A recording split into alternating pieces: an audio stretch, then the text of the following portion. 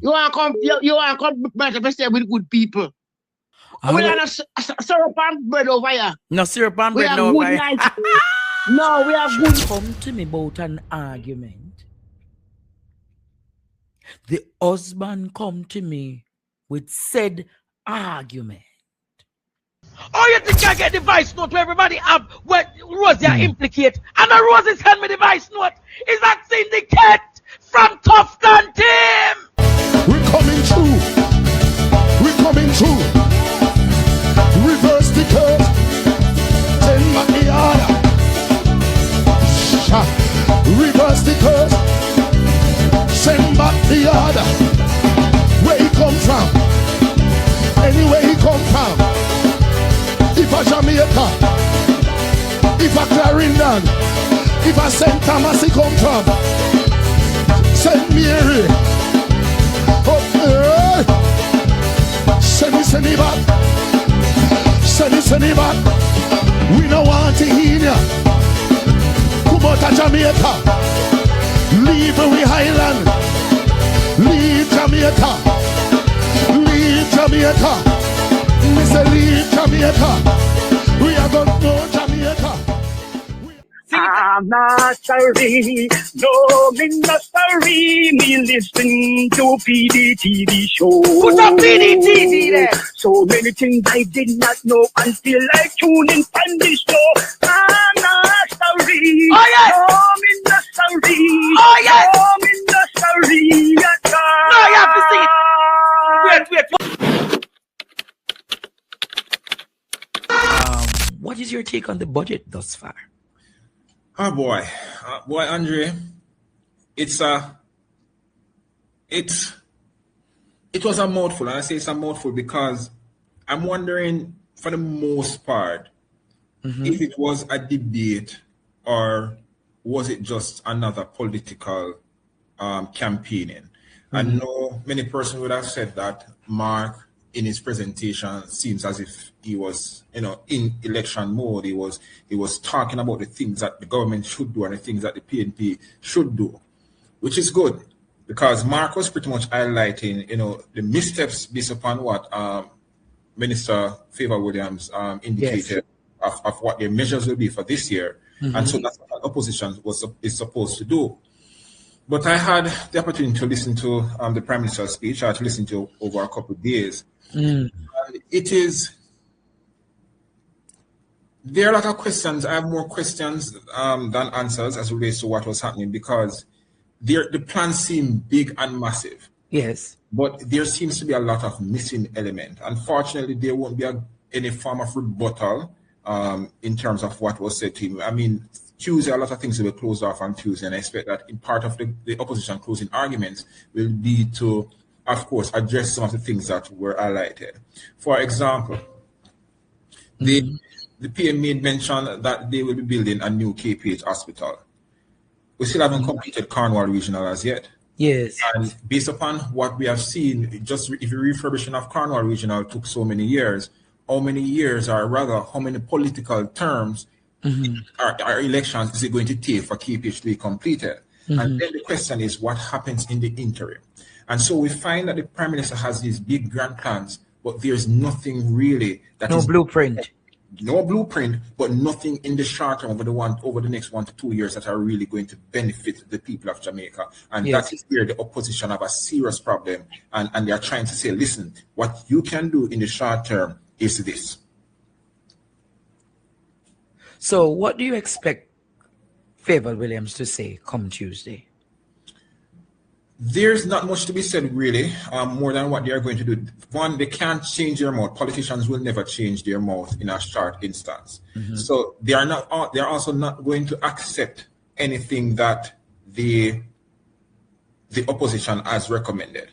They're not going to accept any of the recommendations. So what they are going to do is they are going to double down on anything that they have said before. And not only that, what they may come with a few distractions. They may have more distractions to be announced. For example, when the Prime Minister began his presentation, the last thing anyone expected him to talk about was Michael Manley. What Michael Manley have to do with this budget debate? Yes, we had questions pertaining to how they handled their foreign policy and how they responded to one of our neighbors, Cuba. And of course, they're going to make, Manley went to socialism and farmed with the West, and there were great sanctions for it. And we, in essence, what he's saying is that if they had not, it is as if he's saying that if we had spoken up for Cuba, then it's likely that Jamaica would have been punished. But that is not the case. We have seen where other Caribbean nations have spoken in Cuba. Barbados, there are no sanctions against St. Lucia. St. Lucia, there are other places, even the British Virgin Islands. There are so many places who are speaking up, because you have to understand that, you're not going to come with a bag of force and say, oh, the US not supposed to do this and the US this. You go say diplomatically. But then probably it's as a situation that the US potentially has something on the Prime Minister.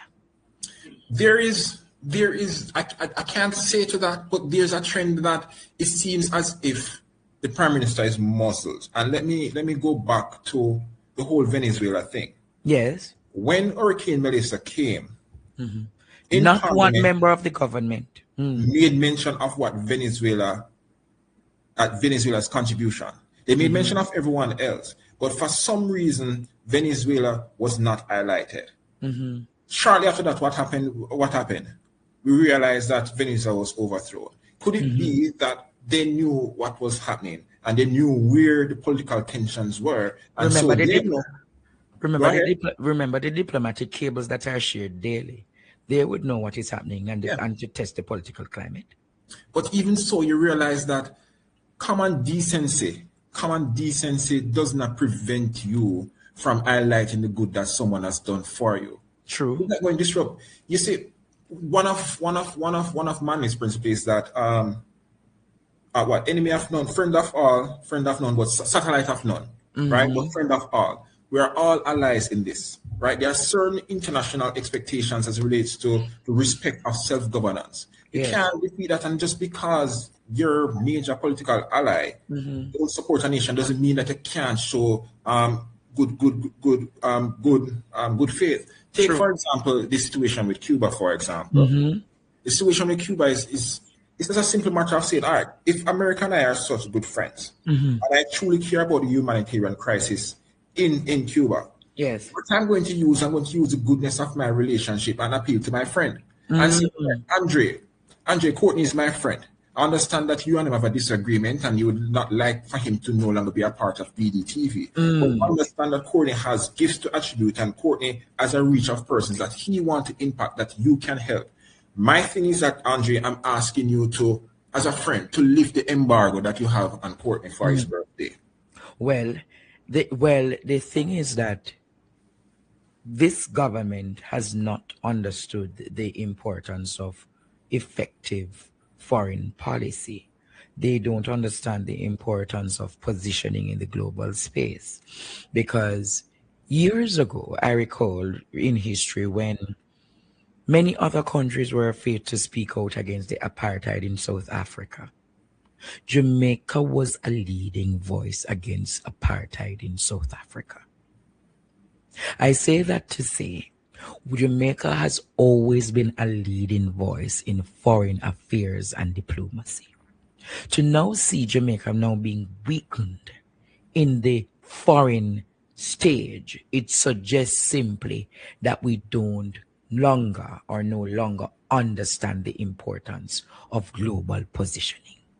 And I'm not going to say that we, because I'm not going to number the Jamaican people with the decisions of the government, because we can see where, of course, the opposition, which is the People's National Party, is making a stance. They are making their stance, and persons are saying, oh, what will the PNP do if they're in power? But the PNP has said it. We will support Cuba. We are asking for the embargo. Just because we're in opposition and we are making the statement, and it's not making the headlines, we are making the correct statements. So I think it is not we as in Jamaica, it is the government that is in place. And this is nothing new. If we go back, because the PM, and I hope in the closing remarks and the debate, the opposition actually highlights this, that it from before, the JLP has always been associated with with the United States. It has always been their closest ally, not just Jamaica's closest ally, but the GLP's closest ally in terms of their policy procedures and the whole. Because remember, after Manley, then there was Siaga, and we don't want to talk about all the things that said in the 80s. But the history of the Jamaica Labour Party, they have been known to abandon or abscond the Cuban program. They did it with Edward Philip George Siaga, and it's now repeating itself. They have had a history of doing these things that one will suffer the Jamaican people. You are aware of how many Jamaicans are going to suffer with the absence of these Cuban doctors and nurses? It is already. As a financial advisor, I have a lot of clients who are nurses, and they're tired. I went to see a client. She said, "I'm tired because the nurses are gone, the doctors are gone, and it's not just regular nurses and doctors who are able to do the general services, but a lot of specialists as well." And so what we see now, going back to the budget debate stemming from this, is that we see a lot of top-heavy policies. The government speaks about things like infrastructure, or we're going to move the free zone in Montego Bay from off the shorelines. So we're going to move the shorelines from Falmouth, the businesses from the Falmouth, the Falmouth Hospital, we're going to relocate those places to where? So what can happen? So those places can be developed for tourism. Yes. The only true economic plan that the government has, and you see it, is just tourism. And what we have seen is that tourism can take a big hit. Look at COVID-19. All it takes is one policy. Look at Hurricane Melissa. There we go again. Almost 8 hotels locked down. That is almost 300 staff per hotel affected by no job. And there has been no policy by the government to cushion these people keeping their jobs. These investors just come, go as they please. They don't stay in Jamaica. They take up all their monies, leave Jamaica, and look at what is happening now. And that is the difference. And Jamaica, that is the difference between the JLP government and the PNP government in terms of what the PNP is proposing. The PNP is proposing a bottom-up approach in terms of you build the people, you build the medium and small enterprises, you work your way up to the economy and ensure that jobs, there's security at the baseline going up. You don't build from the top down. The government's financial plan, all their talks about private sector and private investors. And you like to believe that it is the private sector of Jamaica per se that is going to take on some of these opportunities, such as they're going to be building a port in St. Thomas, they're going to be building a port in Trelawny, they're going to be building a port in Senti. These private organizations are not necessarily local investors, but international investors. As you said, what going to happen? They're going to come in, they're going to provide some temporary jobs for the people, and they're going to leave with the bulk of the wealth. Unlike that plan, what the government is, what the PNP government is proposing, as we can see from the budget debate, is that they are saying that, look, the government must not only be a referee in the economic space, but a player as well. Yes. Right? We must have infrastructure. Take, for example, Trans-Jamaica Highway. It is owned partly or mostly by the Jamaican government, right? Jamaicans are able to invest in that. Why can't you use more tools like that in terms of agriculture? Build out agriculture. You were building out roads, but build out agriculture. What about making deals with certain, for example, Cuba? Look at how Cuba operates. Cuba says, we have proper training for our doctors. We are going to give them to the world. We are going to give free training also to the world.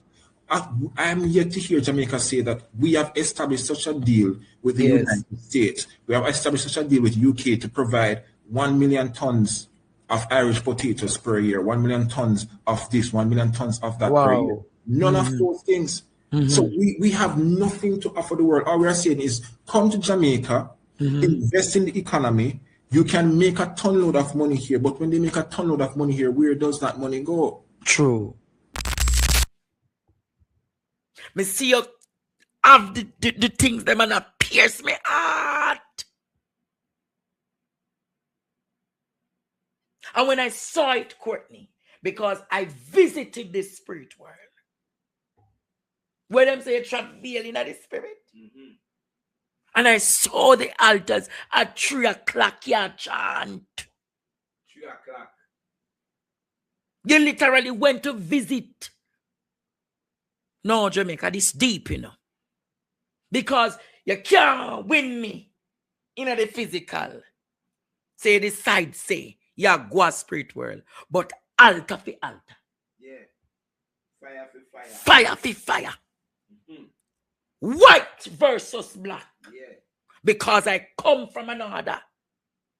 That mean I need to use dark world for win you. I win you with love. Remember the last time you visit the house? Hey. The last time you came here, you couldn't believe. You remember how the Holy Spirit blind you. Be careful what you say about me. Careful what you do about me. Because if those 500 mothers go up on a fast for you for 3 days, instant death. You hear what I said to you? You know yourself, students, mothers who know what they talk about. They might come as far as Europe. Not Africa, you know. Europe, them there. I send them darts and them blows. But be careful. Be careful. Be careful. No weapon formed against me shall prosper this season. Listen, that one you're still there. I realize that you is lie and Ramon is lie. I am so disappointed in Ramon. Not because him have a political ambition, because nothing is wrong with that. But Ramon been telling lies all the time. The amount of things where Ramon tell me about you, Donovan, where you a thief the people, them, the taxpayers' money, and I give him for sign, and Ramon talk, say it's pure lie upon the things them.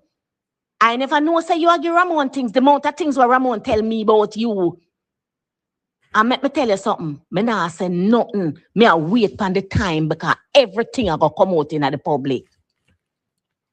Everything I go come out in the public. Thief in Donovan. Remember me know everything where you thief and how you get it.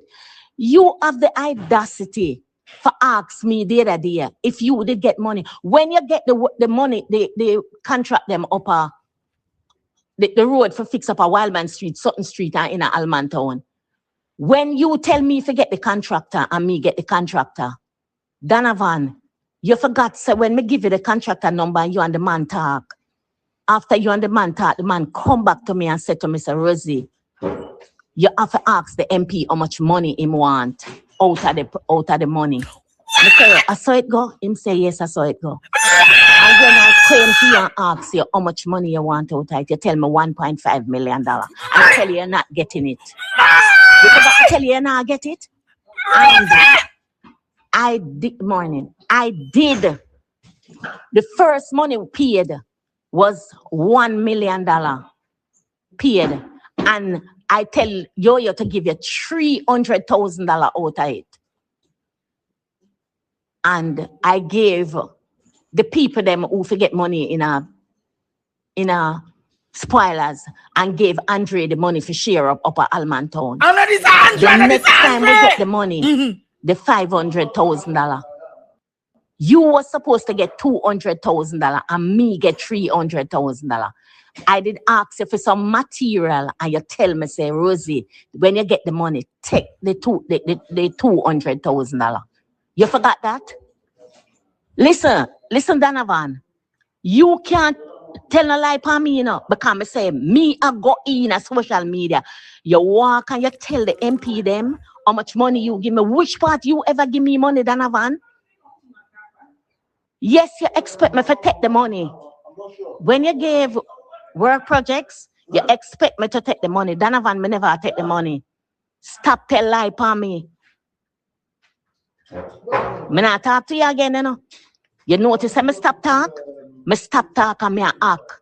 Don't make me leg on my mouth in a social media pan your teeth in Donovan, you know. Don't make me leg on my mouth pan you. Thief in Donovan! Thief in the money, thief in Donovan! Thief in Donovan! Ball out! Whoa, yo. We need help, Jesus. Jamaica, Nationwide not play them here, you know.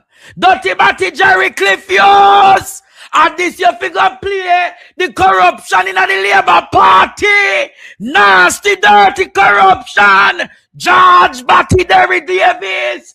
Dirty Mama Rurality Cliff Hughes. Why you not talk about the nastiness? Hear what the woman say. The contractor say him have to give the MP a money out tight, and Rosie turn round and tell him not getting the 1.5 million. Ball out, Jamaica! Ball out! Whoa, yo. We need help, Jesus. Jamaica need help. Shift the parliament. When I told you, Jamaica, that these people are the epitome of corruption, when I told you that these people are the belly of the beast, they are dongo, kete, and tutsis, you are seeing for yourself the bunch of goons they are. Now you understand what it means by illicit enrichment. Contracts being awarded to constituencies, and men like this criminal, men like this thief,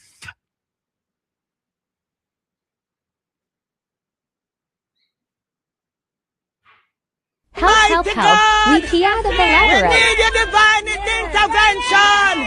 We're tired of the labor right. I'm going to play more. You know, I'm not putting up anything until I see something coming at the super chat or the Zelle. You know, want me super chat or me Zelle, or you want the cash app information? Listen to this other part. You told him that you gave me money. And I said to Ramon, Donovan never give me any money. Donovan don't give me money. Donovan give me projects. Him expect me to take the money, but the people was always paramount. When I tell Donovan how much money I give the people them all the time, him tell me, when me I give you so much money for, me forgive $6,000, me give $7,000. I always tell Donovan that can't help nobody. I always tell him, say, Donovan, that cannot help nobody. The people, them never used to that from me. Them used to it from you. Them never used to it from me. The other day, in a Christmas, I gave you a budget. Not this Christmas, last year Christmas. Wow. I gave you a budget for the Christmas work. No, it never have on anything for the old people them and this and that, apart from the treat when we did keep. And I knew that there were some people in need. Somebody did forget $50,000 each. Ramon did forget 50,000. Chris did forget 50,000, and Yo-Yo was forget 50,000. Everybody else get their money apart from those three persons. Yes. Because I shared that money and give the old people them to give out. The people them some $5,000. You told Ramon that I gave you a list with Ramon name on it, that Ramon was to get money. Ramon asked me one time, I did not answer him. He asked me 2 times, I did not answer him. The 3rd time, he bring it up to me that you told him that I had his name on a paper to get $50,000. I told him yes. I said, Ramon, did you tell Donovan that you got the money? Where's the Auditor General? I said January when the gully did a clean in a Raytown. I told Yo-Yo, because I go foreign and leave the money. I told Yo-Yo, give Ramon $50,000, give Chris $50,000, and you take your $50,000 and then make him pay out the rest of the money. I asked Ramon the question if him they tell you say him they get the money, and him say no. Ramon got him Christmas money the January. Ask Liad Ramon. Ask Carrie News. Carrie got bring come Ramon. Ask him if him never get the $50,000 afterwards. Ramon. So when you and him a conspire and you are him a tell you say him never get no money Christmas, and you are tell him say me give a list. Yes, I gave you the list with Ramon name on it, but I diverted the money Yo-Yo, Chris and Ramon money to the poor, the old people in the era when needed. But January, Ramon got back the money. Yo. And I told you, Rosie. Donovan, that I gave Ramon. And you asked me, why me give him $50,000? Remember, when I told you that me gonna give them it, you asked me, why me gonna give Ramon $50,000? Liar carry news, Donovan. Thief in Donovan. Thief in Donovan! Open up your files in the public. Watch me and you. So who is the yo-yo? Rosie, isn't yo-yo the young boy that I ride up in a rhythm? Ball out! Whoa! Yo. Isn't yo-yo the young boy where I ride your rhythm? Young foot Rosie. Politics 101 with, let me say, my prime minister to be. I'll walk up Duke Street with you in the next election for sure. If I don't do anything else, Marky G, let me tell you this. I'll be walking up Duke Street with you to sit on the government benches. Let me give notice from now. All right. However, them come with this dopey story all the time, and I see you fix them business last week. I must say your presentation in the parliament last week showed that you are well seasoned in the parliament now. They couldn't heckle you. They couldn't derail you. You weren't distracted. You came for the people's business. Yeah. With that said, they're coming with this dopey story about Finsac and the Finsac report. What is your response to Andrew Holness tonight? Once more, echo your response about the Finsac report. They can say what they want to say about Finsac. You know, Finsac was a response to a situation which required a response. And the decision of the government of the day was to ensure that the depositors, the people who had their savings in the banking system, who had invested in life insurance policies and in pensions, didn't lose their money. And that was what Finsac was there to achieve. Now, oddly Shaw, I believe it was, when he was Minister of Finance, persuaded the cabinet to appoint a commission of inquiry to look into the Finsac era. And they spent over $150 million on that commission of inquiry. And the commissioners never completed a report arising from the inquiry. They heard a whole mountain of evidence from a wide range of people, but they never delivered a report. And so that whole exercise was a monumental waste of money and time. And we do not have the benefit of the assessment of the evidence and the report and analysis of the commissioners. And it's a disgrace, quite frankly, that the government has allowed that to happen.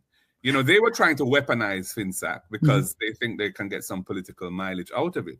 But they really failed to do so because the report, which ought to have been the objective standard by which everybody would judge that situation, has never been delivered. So, you know, they can't come and tell me anything about Finsac because they never delivered the report. They wasted $150+ million of taxpayers' money on an exercise which produced absolutely nothing. It's a disgrace. It's a disgrace, but equally, come back to 2026. You have been calling for the Kroll report. Yes. And that, of course, relates to another $150 million. God. And the people of Jamaica cannot get access to the Kroll report. Yeah, on the whole SSL debacle. And, you know, we know that SSL was a favored institution for the Jamaica Labour Party and some of their operatives. We know that.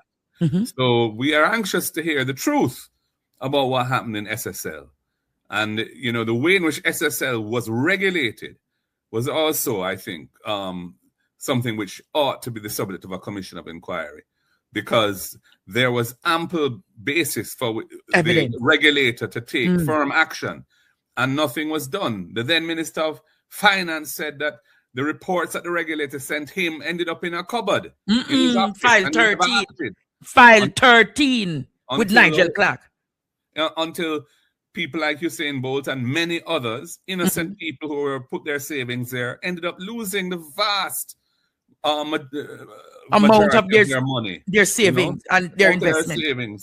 And, you know, so I see that there are criminal proceedings that have been commenced against some of them now.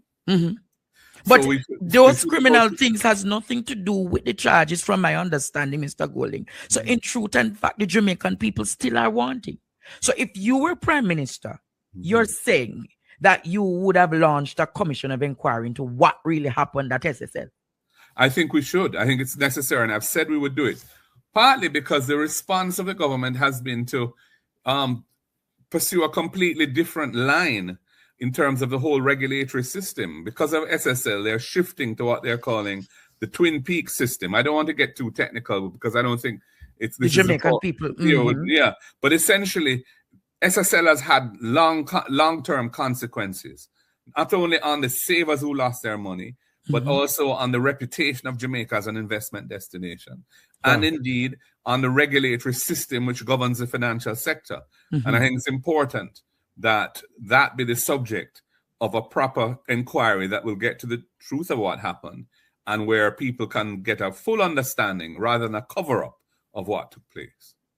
So we are establishing that when Mark Golding becomes Prime Minister in a few years, even if it is the next 3 to 4 years, you'll commit to releasing both the SSL report, probably in parts, and see to it that Finsac is once and for all given to the people that report to see who really benefited. The Finsac situation is difficult, Andre, because there is no report to deliver. They never wrote it. They never completed their report. What you said, Mr. Golding? Yeah. Top story, Mr. Golding. What you just said? Yes. 150 million and the report not complete? Correct. And so I think that is just water under the bridge.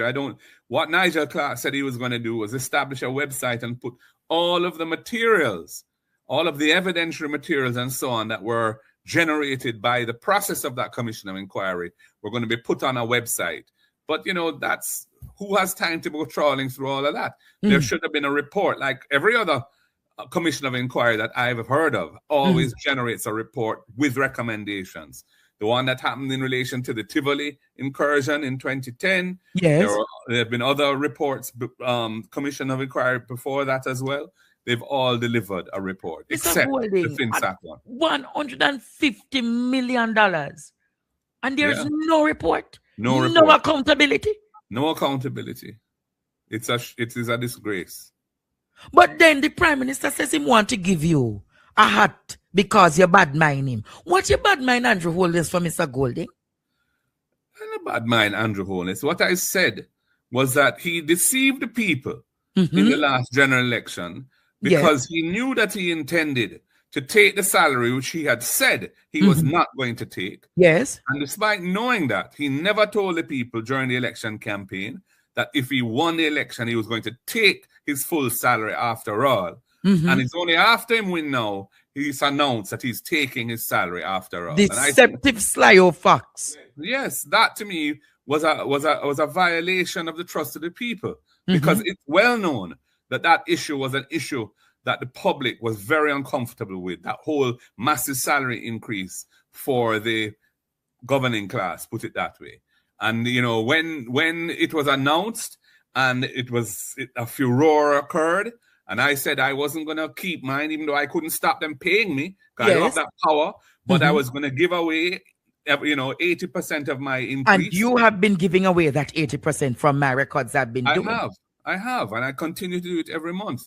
But he said he wasn't even taking his, and I guess because he's the chairman of cabinet as the prime minister. The chairman with 28 bank accounts.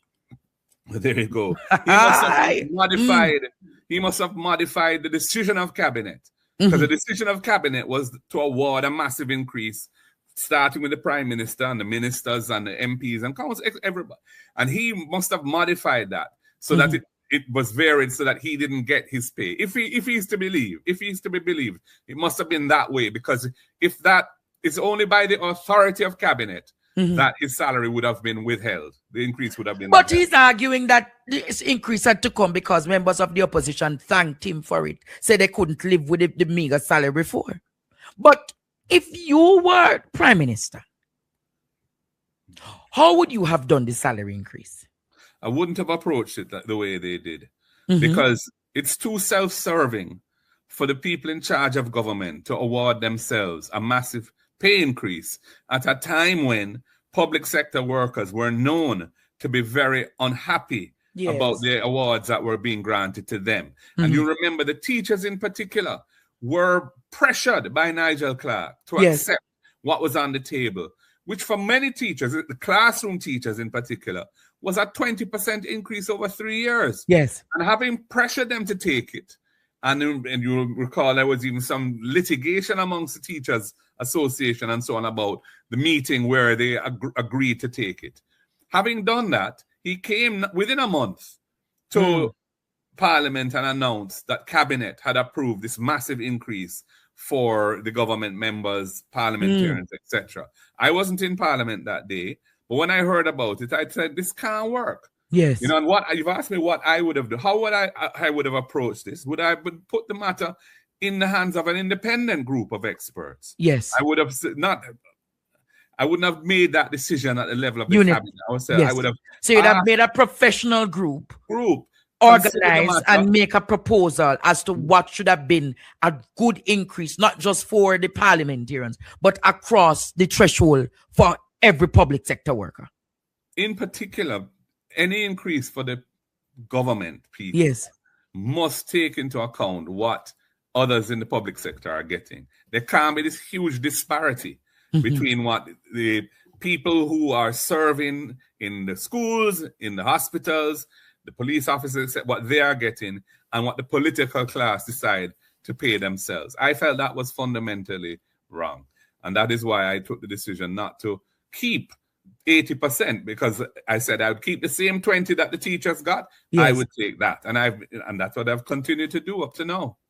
And therefore, the 19th of May 2023, from my recollection and the archives, you pledged to donate the 80%.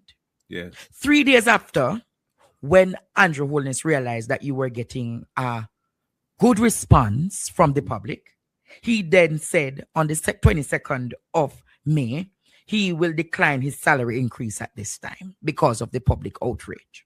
Right. Did you realize that timeline? Yeah, I did. And I've been reminded of it since. And, you know, it's factual. That is what happened. And of course, because of his position in the cabinet, he could presumably get cabinet to modify the original decision to implement that. But for me and others, we had no say in the matter. I had no say in what my salary is. I have no say as to whether to take it or not, unless I resign the position, which, you know, I thought I wasn't about to resign the position because I believe that we're on a mission that needs to be completed. But I know the best thing I could do was to take up what I thought was a principal position in solidarity with those public sector workers who I felt had not been well treated. And so that is what I did. Mr. Golding, do you realize there is a common denominator in this government? When you speak up against things they're doing, the first thing they're saying is you bad-mind them. Daryl Vaz says it. Andrew Holness says it. Pernell Charles says it. Nestor Moore. It is a present denominator, a constant denominator, that anytime you critique them, they argue that it's bad mind.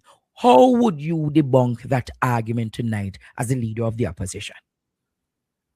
If they are doing something which we feel is not in the interest of the people, or is unprincipled, or is unlawful, it is our duty to speak about it.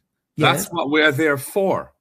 We're not there to say, oh, they're wonderful, do more of your wrongdoing. No, that's not our role. We swear an oath to uphold and defend the Constitution. And our role as opposition is to hold them to account. Now, how else is there that we can hold them to account other than speaking out publicly in strident terms where necessary about those things that we think have gone awry, that are off base, that are wrong, that should be corrected. So, I mean, they choose. Daryl, I think, was the one who really started it, using this. You know, in Daryl's case, I think it's just because he lacks much of a vocabulary. So that's what he relies on. What you said, Mr. Golding? Him lack the one, Mr. Golding! The vocabulary. Ballot! Why you say, You know? So all he can think of saying, it seems, is to allege this, you know, or to use this phrase about. I mean, but look, if I was being motivated by some kind of personal animosity, yes, or some kind of jealousy or something of that nature, then, you know, you could use that word bad mind as a valid criticism. But in each case, we're talking about matters which are of public interest, which the school bus. The school bus. Look at the school bus. You know, if you never write to the Auditor General, he would get away with it, you know. There you go. And I mean, this was what I regard as a scandalous thing. You know, they import all these old buses to run in rural Jamaica. Jamaica's a mountainous country. Yes. And we felt, and there were all sorts of issues with the way in which that was done, which looked very suspicious. There was no proper competitive process for the procurement of the buses. It was, you know, a sole source thing. So one person was given this opportunity to sell these buses. Yes, and when I saw the invoice, somebody shared one of the invoices with me. And when I looked at the price per unit and I multiplied that by 110, I didn't get anywhere near 1.4 billion. I got something like a seventh of that. So it's very, very odd. And there were other allegations about it, you know, it not going through certain kinds of tests and so on before it was allowed to, the buses were allowed to be imported and what have you. The magic school bus. This is something that the Auditor General must look at. And I believe she is doing so. So I've heard. I don't know, but that's the word. I hear she's investigating. But you said 1/7, Mr. Gully. So that means the bus, the thing never really value what them said value. Well, there you go. And that's why I think it needs to be investigated. These are public funds. And the public have a right to know. And, you know, we had criticized this from the start because we didn't think it made sense to be bringing in all these old buses to run on Jamaican roads. These are not buses that are even designed for our terrain. So we felt that this is a bad move. And we were saying, look, you can get coaster buses brand new for that price with a 3-year warranty and parts available and, you know, all of that. So yourself, Peter Bunting, Damian Crawford, and Dayton Campbell, and Ian Hales. I remember those were the main advocates against the old bus, them, you know. You have all been vindicated. I agree. Because now the government is saying they have plans to import another 100 new school buses. New buses. Who going to pay for those, Mr. Gully? You and me and the rest of the public. Me not paying for it, no, Marky G. Not giving this treacherous government $1 for pay. So when you look, this is a continuous thing where Daryl Vaz is the same thing where the Auditor General identified, right, with the styling with the hurricane relief.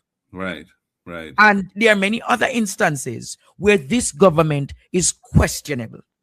In the presentation, you said if you were Prime Minister, you would have focused on building properties and houses in Western Jamaica rather than stripping the nation of $11 billion from the NHT. Can you elaborate a little bit more on that? Speak to the people in Western Jamaica. Right. Well, the background to this is there's a shortage of affordable housing in Jamaica. Although there's been a lot of construction in urban centers, the prices of the units that are being built are really for people who have money and can afford to buy a house, which is, you know, 20 to 40 and plus $1 million. But the affordable house, you know, coming in at somewhere between, let us say, $8 and $15 million. Yes, they're not, hardly any of those are being built. And the NHT was established to deal with this type of situation and provide affordable housing to the workers of the country. Now, they have been taking money every year, $11.4 billion out of the NHT. Yes. Having criticized us for when we did it for 4 years, at the time when the debt of the country was a mountain and we had to climb on that mountain and we needed to pass the IMF test and get the debt down. And we took professional independent advice from an international accounting firm that looked at the books of the NHT and said, if this was done for 4 years, it would not affect the operating performance of the NHT. And that was the basis upon which Cabinet was willing to proceed. They criticized us, they being the JLP in opposition at the time, criticized us ruthlessly over it. Even wanted to carry out all to court. They did. Not them, but an affiliate of theirs did. and the case was lost. Yes. So Andrew Holness publicly, I think, on Dion Jackson Miller's show, said he would never do that. He would ring fence the assets and protect them for the contributors and all of this. And he was totally against taking these funds. Only when they win the election, next thing I know, they bring legislation to extend it for another 4 years. Even though the IMF program was coming to an end. Yes. And then when that 4 years expired, they passed legislation again to extend it for another 4 years, which expires on the 31st of March. And in the throne speech, which is a speech at the beginning of the new parliamentary year, where the government outlines its policies and programs for the coming year, they announced that they intend to extend it for 5 more years again. That's $11.4 billion coming out of the NHT every year to pay housekeeping expenses for the government. And at a time now where Melissa has ravaged the housing stock of the country, in Western Jamaica in particular, where we are told, I can't remember the number, somewhere between 20 and 40,000 homes were completely destroyed, where 90,000 homes were severely damaged, and where the only resources that have been provided so far is under this thing they put in place called the roof program, which is just $10 billion. And, you know, that's giving Jamaican people 70,000. Yeah. What is that? A totally destroyed house. You know, you'll get 500,000. What is that, Mr. Can't build back a house. So I'm saying, don't take money out of the NHT, which is the major housing entity in the country. Empower the NHT to help these people get back into proper shelter. Yes. I mean, you know, as soon as possible. If you look at the government, the Prime Minister's budget presentation, I was expecting to see him focusing on how he's going to help people who have been badly hurt by Melissa and businesses that have been badly hurt by Melissa. Nothing on their feet. Nothing substantive at all. My. Road projects and bypasses of certain towns and things that are not going to come on stream for years. Nothing in the capital budget would have been for the interest of the people.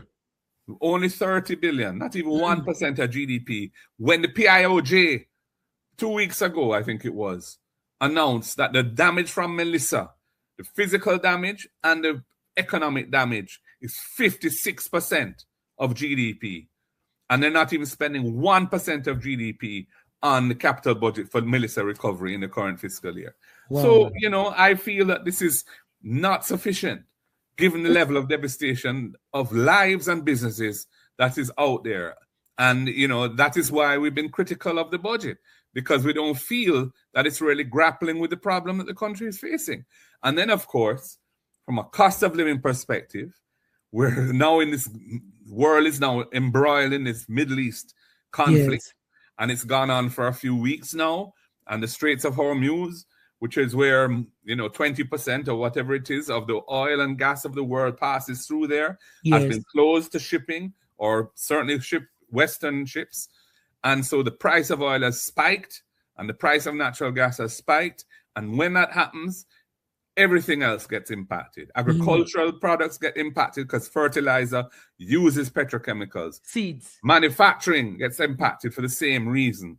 So we know that there's a kind of tsunami coming over the next few weeks and months. And we don't know how long this war is going to last. Hopefully, it will end soon. But we really don't know. We have no control over it. So you're deeply worried by the very fact that the government is tone deaf with what is happening in the Middle East. Well, I had said to the Prime Minister when I spoke on last week, Tuesday, that what the people want to hear from him is how he plans to prepare the nation and protect the nation from what is coming.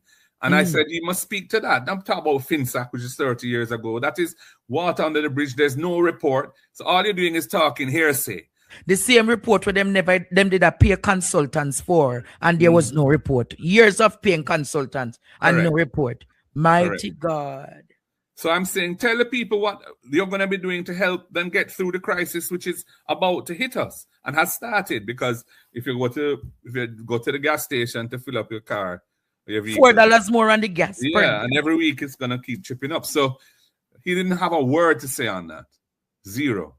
He didn't mention it at all in his budget. He failed on talking about the housing stock for the Jamaican people. He failed to look at what is happening in the Middle East and the response by the Jamaican government. Yes. And he equally failed on what is happening in our Caribbean nation, Cuba. Correct. And exactly. I mean, if you compare it, for example, to Barbados, the Barbadian government under Mia Mottley has announced a series of measures to try and push the crisis on the Barbadian people. Including things like foregoing certain taxes on fuel and that sort of thing. Wow. So, but this government hasn't come with anything. They're taxing the people. They've imposed a tax package of $18 billion on the people at a time when the economy has been shrinking because we've had negative growth for 2 successive fiscal years, and we're projected to have negative growth again for this coming fiscal year. That's the government's projections, not Mark Golding's. And you're putting a tax package on the country at that time, which is going to only further depress consumption because people are going to have less money to spend on goods. It's going to be more expensive to buy a sweet drink. It's going to be more expensive to buy any locally manufactured or imported item because the environmental protection levy is being increased in 2 ways. It's being increased by the rate going up. Yes. And it's also being increased by, they're applying it to the entire value of the item as opposed to before where it was only applied to a portion of the value of the item. So it's a double whammy, and that is going to feed through in prices that people pay for everything. So I'm just saying, this is the economics of the budget didn't make sense to me. And that is why we try to identify an alternative way of financing the budget. And Julian Robinson and his team came with certain proposals about that. And just to show really that it's not inevitable that we put ourselves through this pain. There are other ways that we can achieve the objective without imposing a whole mass of new taxes on the people at this time. Yes, talk to me. Afternoon, caller. I'm glad I get you. Because I wonder what make you want to take me call it. Ishmael here I know. I shame them shame. Because the corruption just ongoing non-stop. And this just open the gap a little wider. For we see it for real, all them are use of taxpayers' money at them own peril, like a for them money and like them dip on payroll. But here I know, Rosie, just take off the green shirt, dash away money, and come over, come read the red or the orange one. You understand? Because right now, all of them are going to go against you because the truth come out. And this is what they never want to happen. And it highlight what's going on in Jamaica Labour Party in Jamaica. I am so happy. And one time them do this and it go on. I am so happy it's a labor right against a labor right. The iceberg now. Yes, yes. I am so happy it's a labor right against a labor iceberg right. now, Ishmael. So agree. guess what? She need protection and also she need a good lawyer. Don't back down. Make sure you have your evidence. Your evidence and a good lawyer. Don't back down. Go into it with them. Them too out of order. Them too corrupt. And them stop it. And more will come out. All right. Thank you, caller. Thank you, Ishmael. Who would you prefer, Jamaica? Do you prefer the toxic program or do you prefer the offenders? I'm going to say it again tonight, Courtney. Do you prefer the toxic program, Courtney? Or you prefer? So you can call it toxic, Marlon. Remember, a years you run up and down behind Andrew Holness. Big back. And it's the same toxic boy, Andre Stevens. Call your name 2 times and you become senator.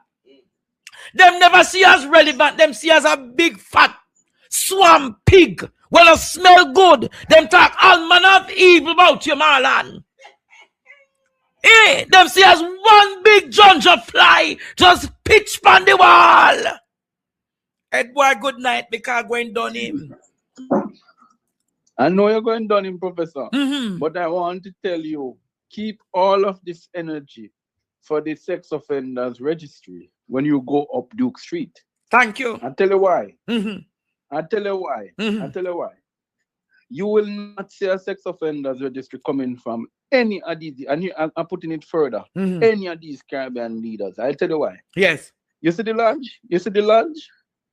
The very basis upon which the lodge is formed in the Caribbean is to protect this information, this particular information of what they do to boys and what they do to little girls. Yeah? Mm-hmm. One of their fundamental tenets in the lodge. And I'll tell you that they will not speak about it because a lot of them don't want to. Look at the argument. They tell you that they can't publish the sex offenders registry because people must be redeemable. But when you accuse me, like for example, on Wanted Wednesday, they put up the wrong man on Wanted Wednesday, right? When you put out information that let's say Frank Joe has been charged with killing and this, it's the same as if you put out to say Mr. Frank has been charged with sexual offenses. Yes. And this is who he is. So why are you now making a different ruling for sexual offenses, but the other offenses, you make them public? You can go on Facebook and see who get charged for gun, who get charged for this, who get charged for that. I tell you why. Because there is a Epstein club. Yes. There is an Epstein club in Jamaica. There's an Epstein club. Yes. There's an Epstein club, and I'll dare say that senior member of parliament sitting in Jamaica Labour Party are members of that club. Yes. Target things, head boy. They're protecting their friends. And if you think, if anybody in the rightful mind will, as long as they ride truck, slow truck, right? As long as the truck is not overturned, you will always be having this issue. They are not going to make the sexual offenders registry public until you go up Duke Street. So I'm saying to Jamaica, if you want that sexual offenders registry, which I stand in full support of, not just in Jamaica, yes, but it should be done across CARICOM territories. Because you know why? You can violate a young girl or a young boy and just go to St. Lucia. True. St. Lucia doesn't know that you're a serial violator. Yes. Right? And then you go in there, you cool out, and you coop two more, and you violate them, and then you run to Guyana. True. The Epstein Club in the Caribbean. So this is something that CARICOM should actually, in fact, push. But I tell you, Andre, and I say this to your listeners, it is nastier than you think. Some of the richest men in Jamaica, some of the richest men in the Caribbean are pedophiles. True. The lovers of nastiness. And they will never support it. But as long as I reach Duke Street and get in that house, people like these goons will know that the toxic speaker will see to it that the sexual offenders registry is debated in the interest of the women and children and the boys in this country. No more violation of children and girls and women in this country. No more violation, because Jamaica, for far too long, they have gotten away with it. They have messed up this country. They have dealt with the psychological impact. Not many women and boys have to walk around and the trauma that they have to suffer from day to day. And you're going to talk about toxic program. You're talking about toxic program. You know about toxicity? Toxicity, I want to find a beat to no woman have to stand up beside you know. Power. And when you look what the woman face have a face because the woman face black and blue. I hope you, Mal and Morgan, now beat up the Indian girl we call as wife because everybody know you's a little puffy bully about toxicity. You know about toxicity? Toxicity, when you now walk up and down and a swing palm pole and a video people boy pick me and girl pick me and I chain them up and chain. You know about toxicity, Marlon Morgan. You know what I tell you about toxicity? I tell you about toxicity. And where Rosie talk about? Where Rosie talk about that toxicity? Why you not? Why not? Me know I watch the program tonight. I hope your wife pleased with you. I hope you stand up and a face it and a sword up because them the belly pain where you are walk with and then load the bar where you are walk with pan them the belly there. That destiny can't stand up for that the woman. So she must have stray toxic relationship. Ball out. Whoa, yo. We need help, Jesus. No erection. Them can't one man. Kwani, that the man that with them the belly can't even have 20 minutes good. Go get some spirulina and go get the man from the whole have figure some dunga for wash out your belly. About toxic. You know about go talk about your toxic tongue because of the toxic tongue of your whole of the relationship. Hey boy, don't draw me out. Ball out. Whoa, yo. Snake tongue, where do the dunga them? Why you don't want me come talk up the things them? Not even effective 3 to 5 him can do. Not even effective 3 to 5 him can do. I think him can perform. Talk about them toxicity there. When of y'all have role play and man of y'all service to the wife them in front of you for do the thing. Hey boy, dunga boy with your toxic relationship. What can go so? What 3 to 5? 3 to 5. Head boy. Ball out. As I go, Malan, come on, let me tell you something. Jesus, the last person to have rose from the dead was Jesus. I don't see you doing that. About toxicity. Ball out. 3 to 5.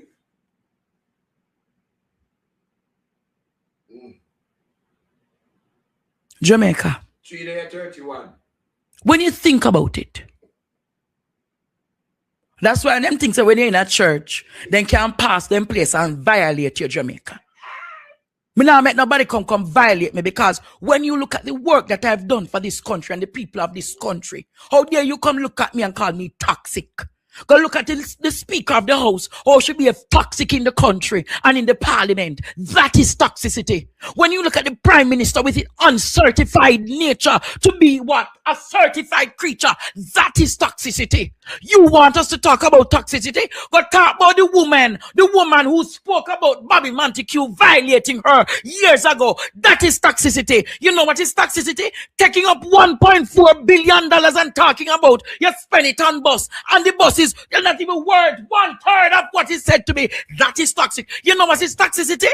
When Jamaican people have to be on grounds working up with hospital with cockroach and what is something here? Rat. Isn't that toxic? When the man take up the chair and beat the woman, isn't that toxicity? You ever see me abuse the woman over your dirty, nasty, donga, Marlon Morgan? When you come talk about toxic, go look upon the relationship, and look upon the status, and look upon the families, and look upon the situation, and then talk about toxic. You know what is toxic? You know what is toxic? The only road them with the big hole them in it where people have to pay for front eye and that toxicity because people have to spend more than oil in them pocket. You know what is toxicity? When teacher I go to work and now we have a food. Teacher have to hustle dirty dongo. So when you go and come and talk about toxicity, you don't know the word toxic because when I look at you, I see impurity. You yourself look very toxic. You look very sick.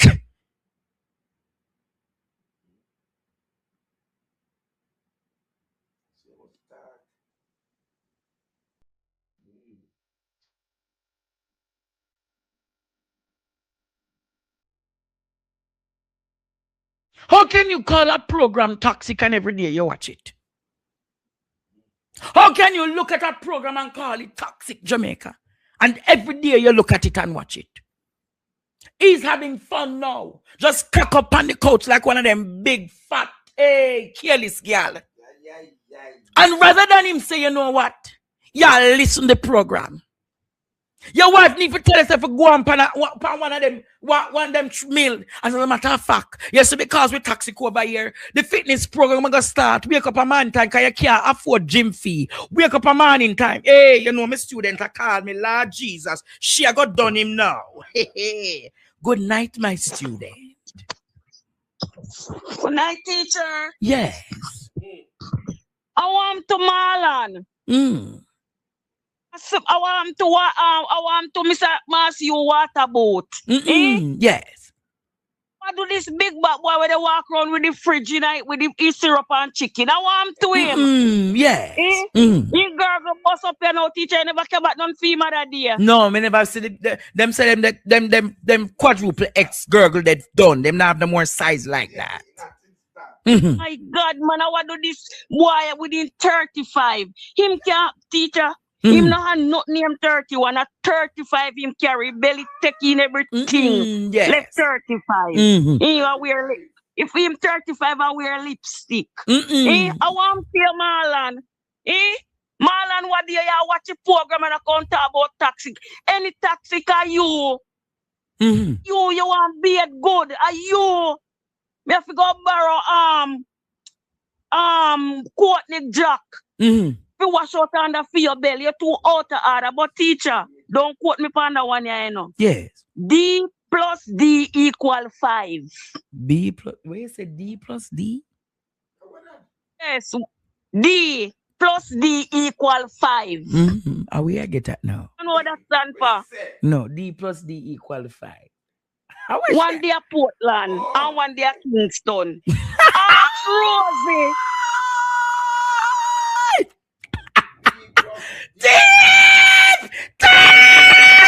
Deep plus D.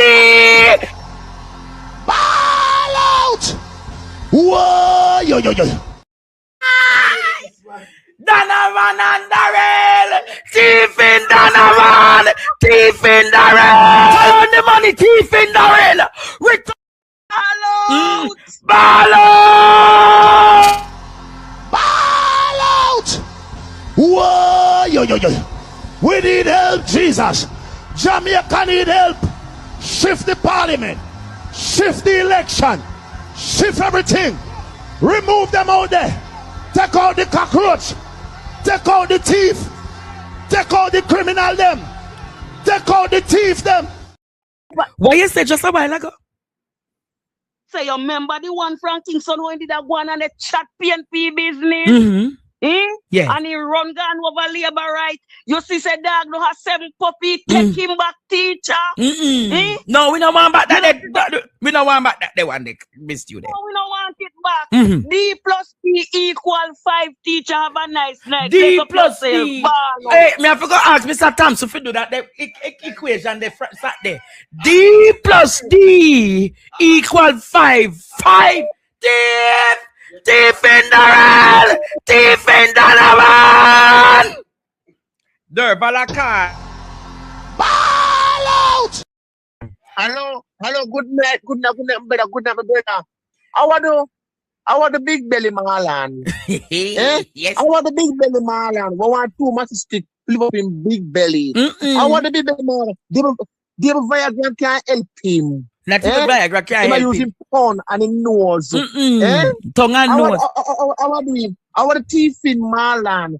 But him a roll up to the Minister of Education money. What you Marlon, you are roller to the Minister of Education money because since roller get Minister of Education September the 3rd, the money me see now, Marlon, and you are part of it, Marlon. What you say? Evidence. What you say, Derval? Since we're going to Minister of Education, and so we September the 3rd, Marlon and roller teeth Minister of Education money. What a long time teeth in a going on the Ministry of Education. Long time, no. Yes, she's coming them people bag of money too. Marlon no about it. I want the Marlon, man. I saw it go. Yeah. Hey. I want the Marlon. Marlon looks sicky. Marlon, you look sicky, Marlon. The clothes empire Marlon, it want wash. It want press. Marlon, you can never have a wife.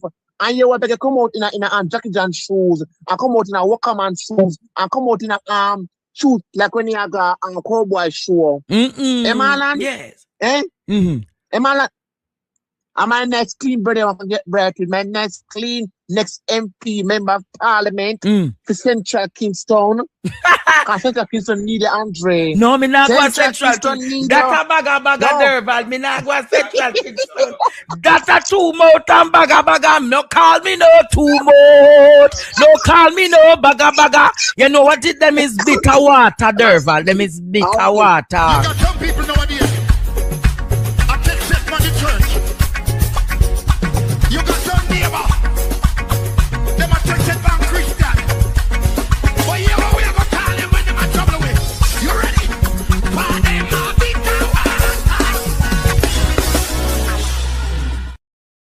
Them a bitter water, Uncle Derval, Yeah. all right? Yeah. You will be what on Duke Street, and Marlon can't stop that. Marlon got to see a fit in a fall because Marlon got jail. Because Marlon is a predator. Mighty God. All right, them a bitter water. Later, Uncle Derby.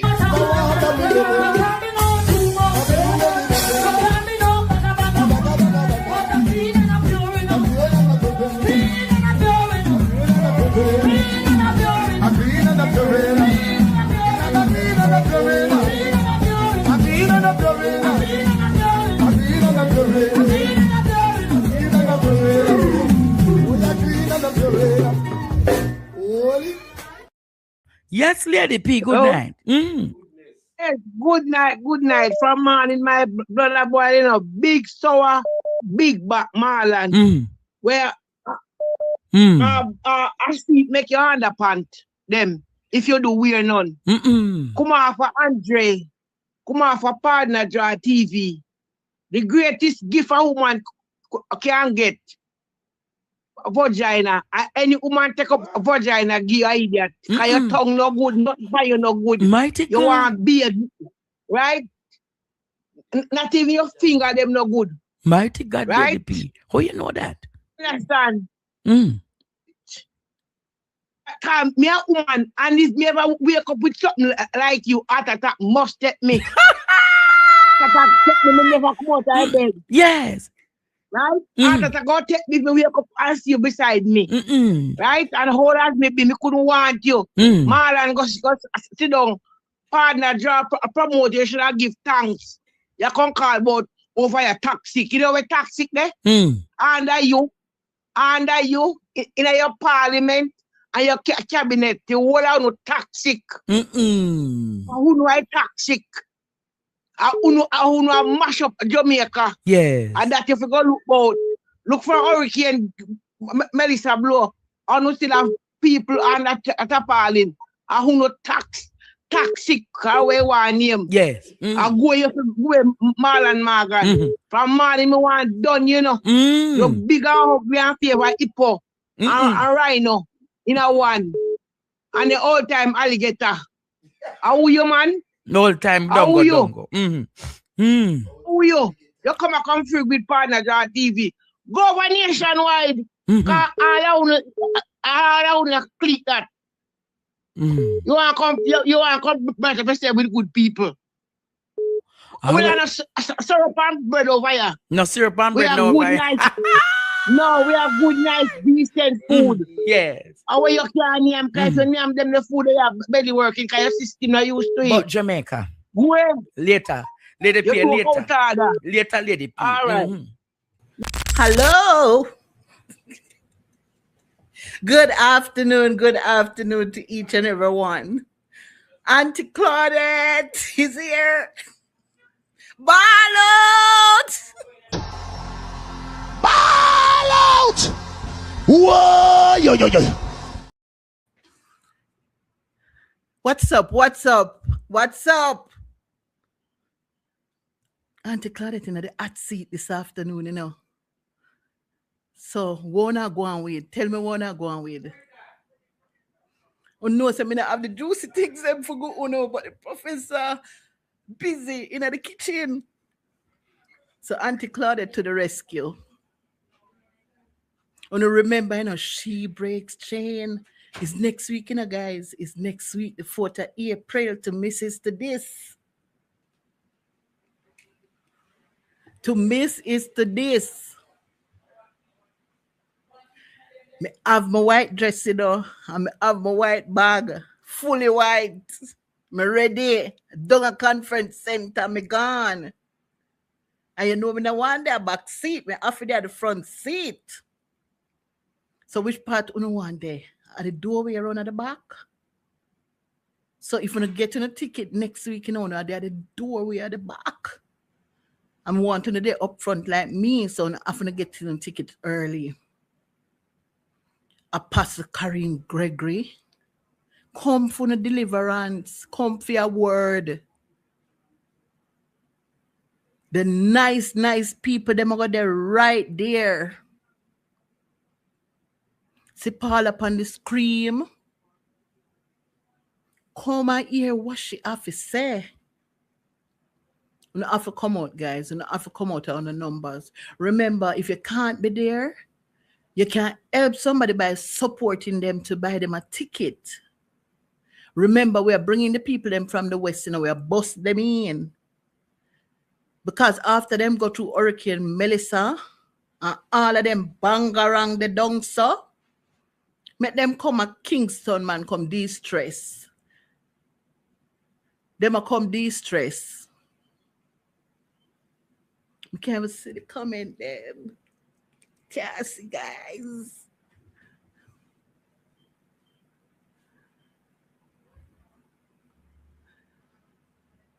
So me day here promote She Breaks conference.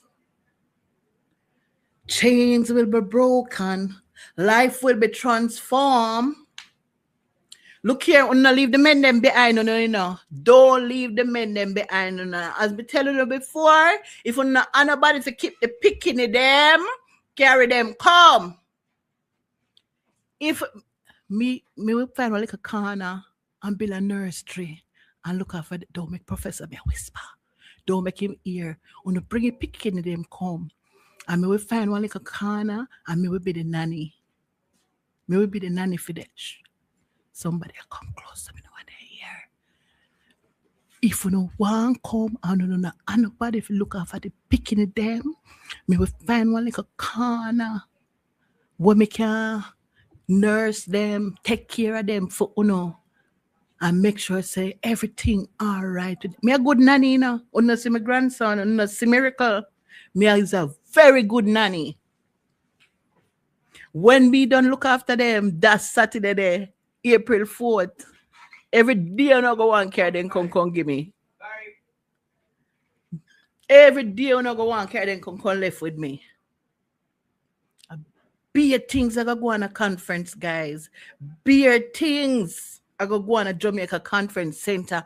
When we done conference center, now go good again. They have to go build a new one, bigger one.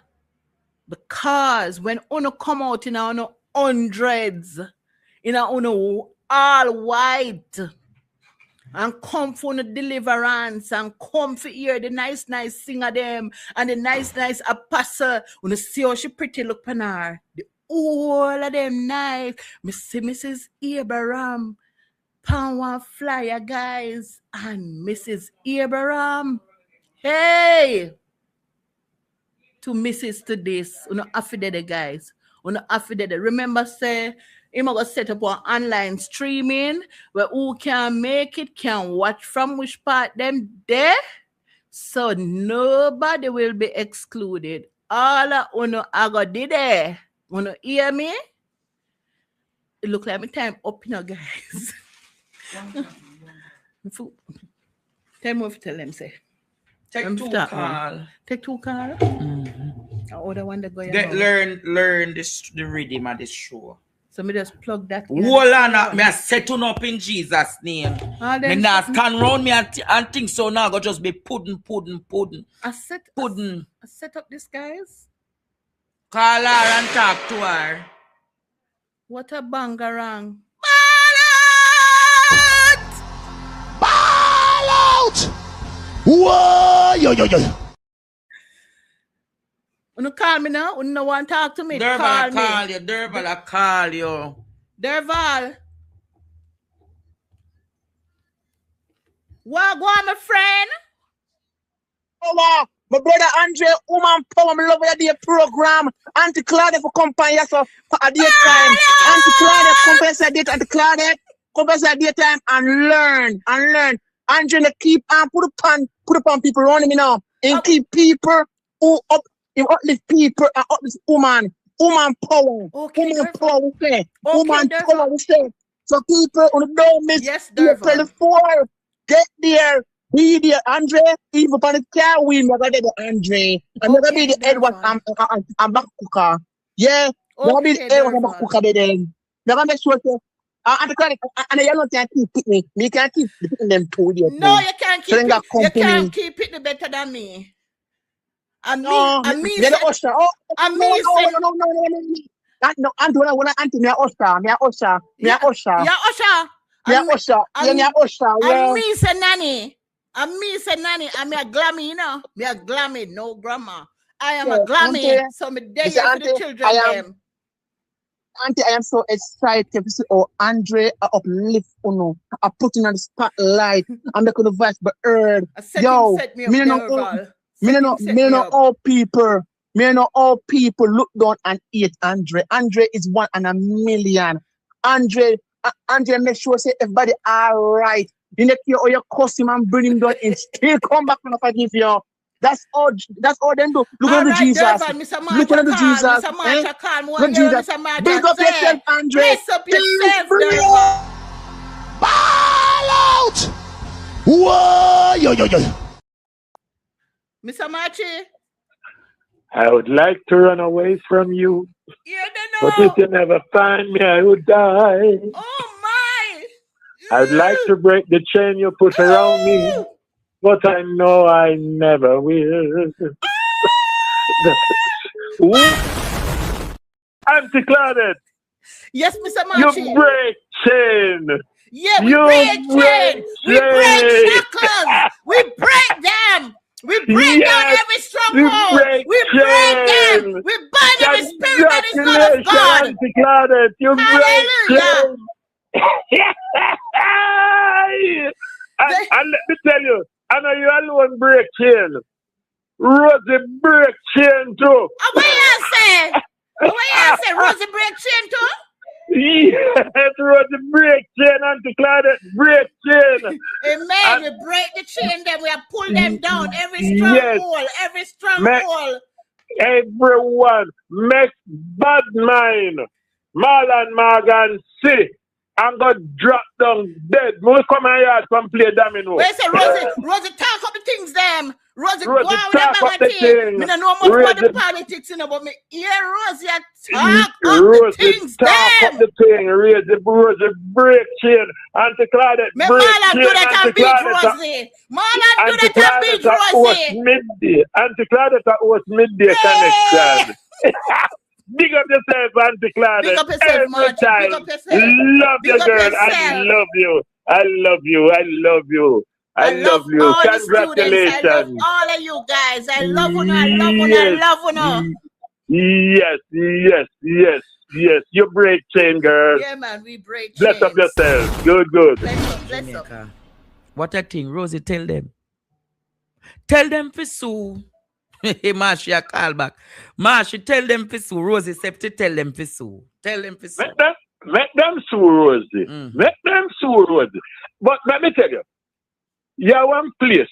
The ranking one Marlon talk about Pdtv tactic. Well, tell him to go over nationwide. When one man get a dream, right? Yes. Dwayne Bad get a dream about one woman and I tell the woman about the dream. And the crab lost them a nationwide said Dwayne Bad should I resign because I tell him man about the dream, he tell the woman about the dream when get a dream in dream something, you know. Right? And he said next time to resign. Look where Rosie said about this one now. No, them not say this one to resign. My God. You realize we start toxic. Me get a dream and me talk the dream and me must resign. Look where Rosie is about this man and the man can't sue him. Sue her if you think about it. And say if we not hear what going about the seed. Say if we not hear what going about the drill. Say if we not hear what going about the back send stuff. And what will pay for stuff back. Yeah, sue her. We beg you. Sue now, sue. And I want to tell you, Mrs. Wellness, chat off your mouth, chat too much and see. And see your secret no break out. Why you did done a case over that night when I local government election because there are things they want to hide. Sue Rosie if you think about it. Hold on, sue her. All right, Marshy, sue her. My student call me, hold on the Marshy. When I get weary, water my soul. Good afternoon, my student. Good afternoon, teacher. Yes. you know, I'm going to be on my best behavior today. You know that Marlon want to come to She Breaks Chain, but he said the pregnancy are doing bad. Ball out! And got. Ask me what their name now. Where they pick them name? Desmond, Darrell, Donovan, Destruction, and this.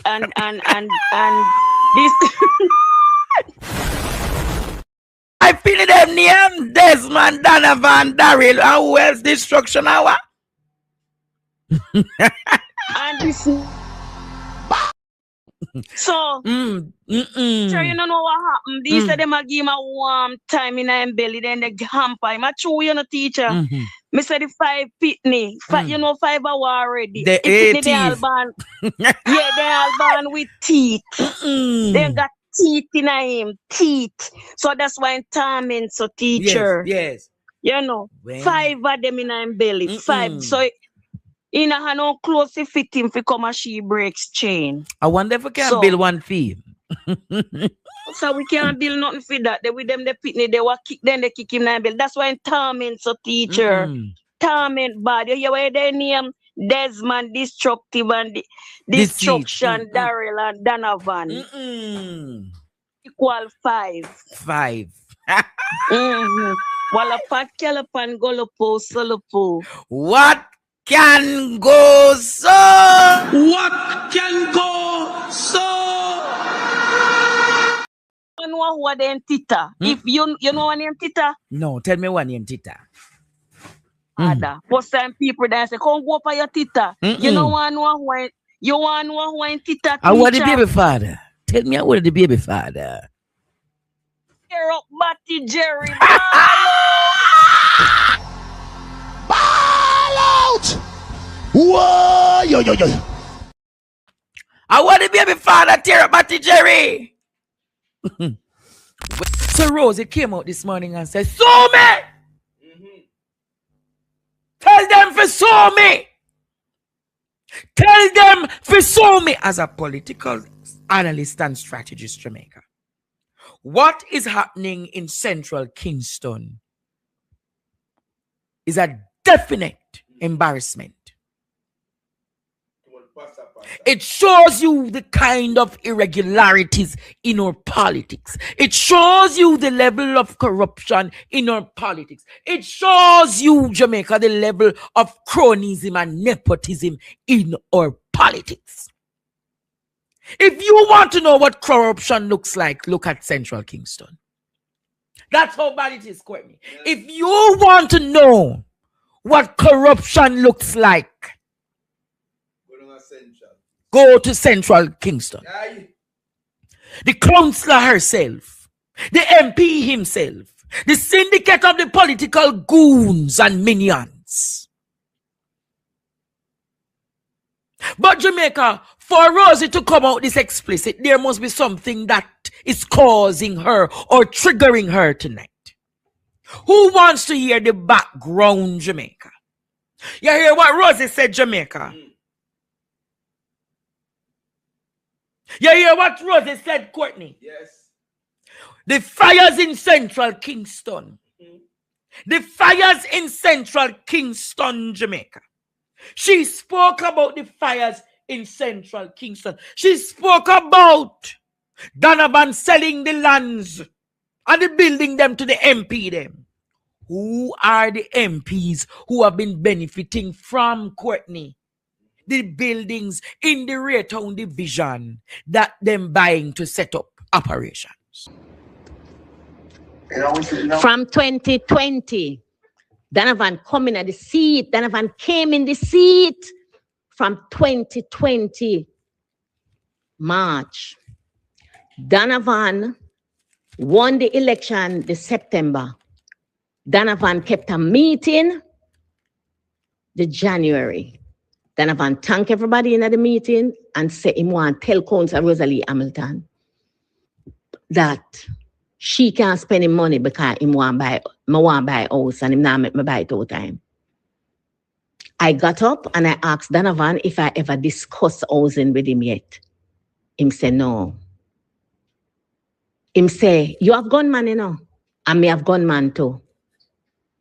And the people in the meeting and Donovan start a war and the meeting mash up. Donovan consistently. You hear what she said? Donovan say, you have gunman. And me have gunman too. Deal with the Almontown division and isolate the Raytown division. No. Me and Donovan. Jamaica do not hear nothing yet. Courtney. Yeah. Courtney. Yeah, good have mercy. Only not hear nothing yet. Not play yet. She's giving you the context tonight. Donovan. She giving you the context tonight, Jamaica. As to what has promulgated her to be where she is today and why she's angry. I never have a problem with it. I never tell Donovan say I ready now. Donovan just come in and start for me. I've been to the Jamaica Labour Party on more than one occasion and tell Donovan to leave me alone. Because me know say it's Juliet Olness set Donovan. Because she come to me with Ball out! Whoa, yo. We need help, Jesus. Jamaica need help. Shift the parliament. Hold on, Kwani, what she say? Who Ufani she call? Jezebel! Good morning! Good morning! Tell the Jezebel, good morning! I'm going to start it over again, Jamaica. Hey, run and call the people. Them say me over here, hat up, partner draw, hat up. No, say it's Juliet Olness set Donovan for me because she come to me with argument. Her husband spoke to me about something. The leader of the party. She come to me about an argument. The husband come to me with said argument. What could that argument be, Courtney? Boy. Good morning! Tell the Jezebel, good morning!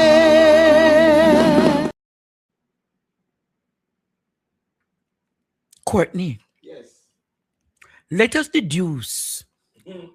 Rosie giving us signal, you know. Fill up the puzzle. Spoke to me about something and I told him I am not supporting it. Him sent Babsy to me and I told Babsy the same thing. Babsy, I'm not supporting it. She come to me, I tell her, me and she's not like that. Don't dip into my business.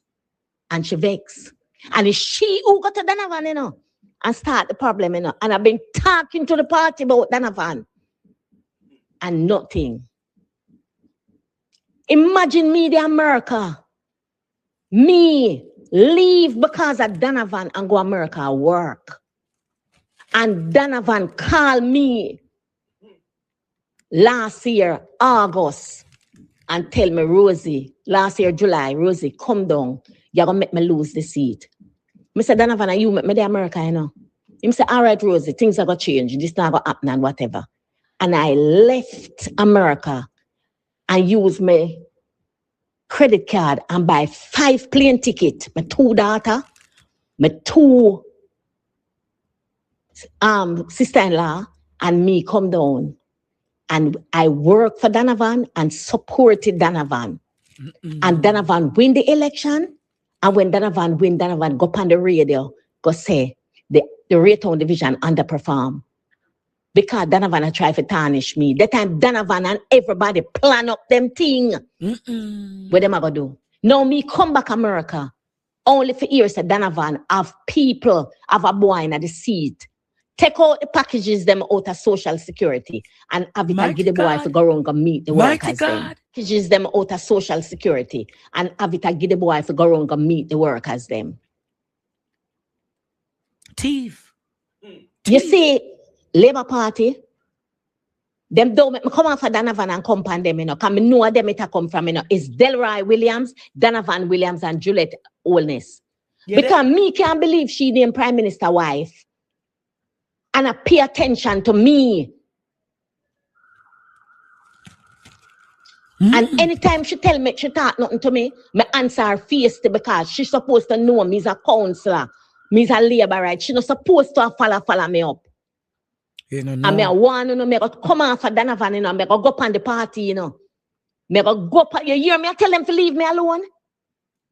Hey. You hear how me I want them to leave me alone?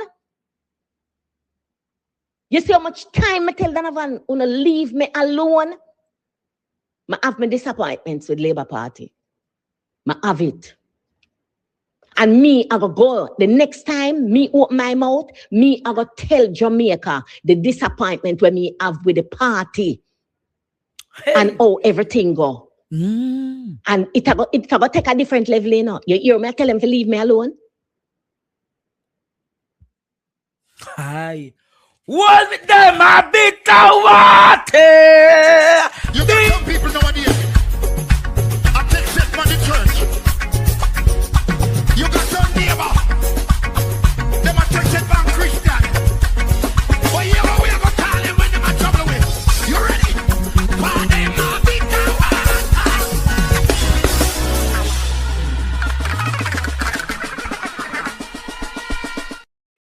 What they fail to tell you or what you don't know, the syndicate of the political exploiters is Andrew, Donovan, Juliet, and Feda. Donovan is Andrew's Holness Company secretary. So I want to question tonight, what is it that Juliet Holness wants from Rosie that she's not giving to her? What is it that Juliet Holness is bullying Rosie for and Rosie has decided she's not giving it up? What is in Central Kingston in the Raytown division that Juliet Holness wants?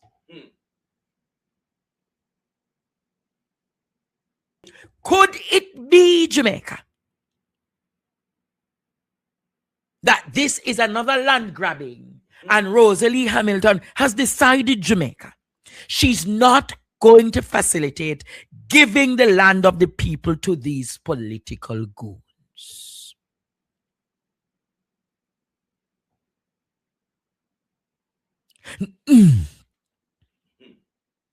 So she's the one, Rosie said, that has forced Donovan, that has made Donovan the monster he is to her. And this has caused, Courtney, chaos and bitterness. It has also caused Jamaica to hear the unfiltered, undiluted truth of the belly of the syndicate of the goons. You hear what Rosie said? Leave her alone, Jamaica. Leave her alone. So because of that damning voice note, all of a sudden, the tension has now risen to another level. That them now bring it pan nationwide anymore. In the voice note to come, Rosie going to explain to you, Courtney and Jamaica, how they set up to take her out. I mean, I want Labour Party. I want the mama for Labour Party. The mama. I want the Prime Minister. Tell Donovan to leave me alone. The mama for Labour Party. Donovan brother, where claim say him lock the city. That a feather. Donovan brother. Delroy Williams. And several occasions I warn him about Donovan.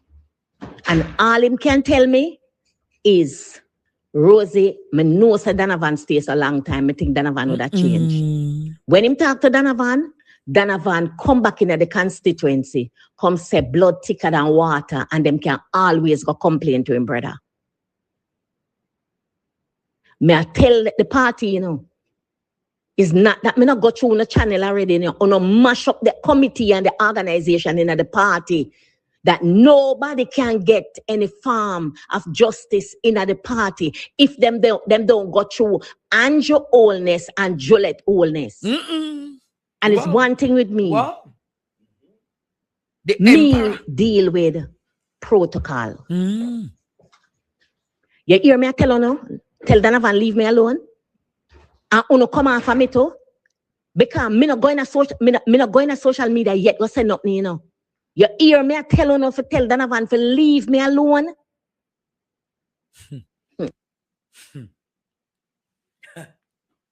I'm not going to play the rest as yet.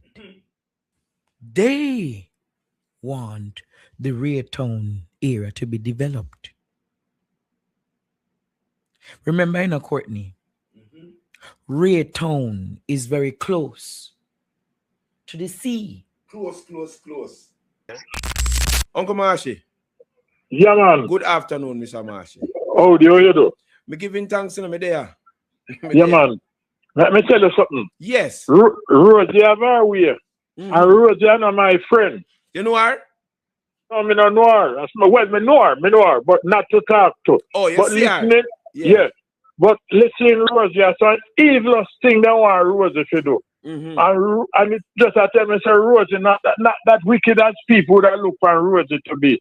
Nothing further than war Rosie to burn out people. You see some fire where did that go on another year there? Yeah, see the fire there, yeah. And them organize it. But nothing further Rosie not agree. It was consecutive fire there, you know. Right now. Yes, man. There, you know? I get the picture that we put up there, something like going right now. Well, I don't know. I haven't getting information about that. No, we're gonna show the fire them where it go on. That was the fires where at Central Kingston the other day. All of them fire there. Okay, you see how much fire? Yes. At them organize it. I get them one, get the la. A while ago, the lady that talk about Delilah, and really Delilah she wants to say no, Jezebel she wants to say no.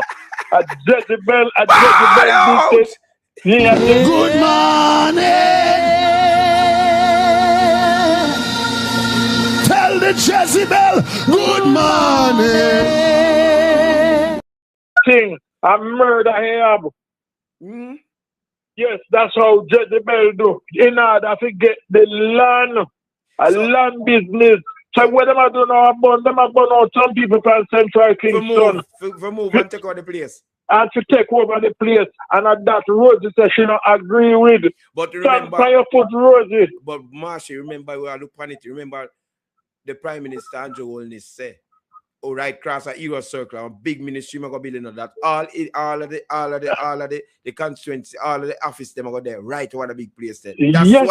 That's why my deal that side over the next door. So Mr. Marsha, when you think about it, you know, you have to think about it good, you know. Yes. You have to think about it good, because they don't want a Garrison beside them place, you know. No. They don't want a Garrison beside them place. So the thing with them now, in other, let me use the word, them are deep people the place. Yeah. Them are do what? Deep people the place. Because them no want a Garrison around them. They don't want a Garrison around them. They don't want to get rid of the people them totally. Because be a rising building. Yes. Attack. Yeah, man, Rosie, let them out, man. Some people are too. The people that lie, thief, wicked, mischievous, every Jesus thing that is bad, them people that do, man. And Rosie just not agree. You have to, Rosie, you just chief, you continue talking and let the put out back, because let me tell you, them are going to organize and kill them. Let me tell you, Mr. Marsh. No, the JLP, them have a DNA, you see? Ken Jones, you see? Where you skill good unalive. Well, yes. Listen to me now. Yeah. Ken Jones, a part of the JLP. According to them, he must sleep and walk over balcony. What do what? Sleep and drop over balcony. Jaywalk, that's enough. They call it jaywalk. Ken Jones, JLP smarter that, you know. Yeah. Donald Sam, sir. Some people in vex when him get the prime ministership, you know. As him get it, you know. Then do that something, you know. Man, all them do that run with him, go like Canada to try make him get better. I wouldn't get better. One time, you remember, said them pies now allowed the shot too. Yeah. They're not drug for kids, they're not drug for murder, than one another, you know. Because our sheriff turn up and him foot arrest, they'll kill him, you know.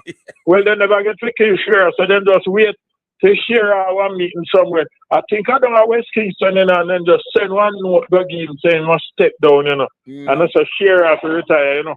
Yeah. And say I got the leadership of the party, you know. So Rosie have to watch herself, you know. Well, she know that. She have to watch herself now. She know that. Because she let the push out of the bag big time. These guys are evil. Yeah, definitely. Evil set of people. But not them, I burn out them cast the fire down the way they I burn out the people them. I tell you exactly what I think. I think that them want to look. I remember right in front of the other side of your circle. Yes, man. Ministry. Garrison. Yes. And then the one that Garrison one of them places. Then what? Yes. No, yes. then that's the main objective. And me, I yes. say that. I think that is the main objective. You know what? All right, let's go across the road at Beer Garrison. Yes. Beer Garrison. So yes. I think that's it. I think that's them thing. All right, Mr. Marsh. And they like a PNP vote kind of strong out that side there too, so exactly. That make it worse. You want to get rid of them. Of course. Yeah, man. All bless right. up yourself, sir. Same Bless to you. Bless Mr. you. Marsh. Bless up yourself. I want to say this to you. Before I step in West Portland as a candidate, I'm going to support whosoever the People's National Party sets there. I have no interest in West Portland. So if it is Doreen the PNP sends, I'm going to be in West Portland with Doreen. If the PNP sends anyone else, I, Andre Stefano Stevens, will be there to support the PNP. Do you understand, Courtney? Yeah, I do. Them dash for Big Rob in a Portmore. He want to find safe seat. I go and show Big Rob that when Andre Stevens, the ground guard, comes on the ground, all I need to do is spend 3 to 4 weeks in West Portland and the argument done. Yeah, you know, Courtney? All I need is 3 to 4 weeks on the ground, Big Rob. And you know you cannot. Big Rob, you must tell them, you know. When I was in the Labour Party, I me encourage you to go in a Portmore, you know. And it took you years before you could have synchronized and cement yourself in Portmore. I say that to say if you go to West Portland, remember you see me face to face down there. During the candidate, but Andre Stevens, the ground guard. You hear what I say, Courtney? The political ground guard. And the team and the syndicate, Ishmael and all of us who did it in other aspects of Portland will be there to do it in the other aspect and the other vineyard of Portland. It's now time for Portland to move from Vaz land to Orange land. There are the fresh voice don't sleek over Andre. Me not Stefano anymore. When they come call me Diddy Stefano and Diddy and that. But I now look at you today night, because me there one different league. Different league now. So me know you watch now you go bubble tonight for go up on your life for talking. Stefano. But you're a fully done. If you're a girl with Clemson, you go university or whatever. And Manchester she come from, you know. In our central Manchester she come from. Rashida Boyd is her correct name. Rashida Boyd. It cannot be she running independence, Rashida Boyd. She's an independent. She has to run as an independent character. But Jamaica, the little that I can tell you is that Rosie is no longer in the United States. From my understanding, somebody sent me a picture today, Courtney, of Rosie coming through the airport. Rosie is now fully in Jamaica. So if you don't want to sue her, Rosie, they are Jamaica. But I now realize that the syndicate of JLP bloggers are out for Rosie. You hear what she said? What she said? The days of Rosie politics of Edward Siaga and Buster Manti are over. And because Rosie come after our prime minister and the speaker of the house, she never said the wife of the prime minister. She said the speaker of the house. So basically, Rashida Boyd telling you, sir, the marriage no longer exists, you know. Read between the lines, Jamaica. So Rosie is now in Jamaica. And when I me shut my mouth, Courtney, me can't talk everything. No, keep your mouth. But I can tell you, Jamaica, a defense is being mounted. Rosalie is the incumbent councillor, will now face the delegates of Freetown selection. She don't want a selection because she claimed that Donovan Williams and the party control the workers and delegates in the seat. From what I've heard, Rosalie is not popular again with many workers. Plus, they say she's off the ground and is in foreign. According to my sources, like 2024, she threatened to run as independent. You hear what them say? Independent Rashida Boyd, not independence fully done. Little creature. If she ain't the standard bearer for the seat. Now that she has turned on MP Donovan Williams and the JLP all because she wants to run back as councillor next year. My opinion here is that Miss Hamilton, even though she helped to build the structures and the seat, she needs to know when to retire gracefully. She as an incumbent councillor should not be afraid of the democracy within. Teddy Lee Gray, come here now, man. Security guard, Teddy Lee Gray, come here. I'm big up every security guard. Me not style no security guard. But you have some man where run past on the nest and go on like send in a certain league. But you, Teddy Lee, all of a sudden now, Courtney, Rosie must retire. You know, hear the line of argument. All of a sudden, Rosie are the troublemaker. All of a sudden, Rosie's style of politics is not what the Labour Party want.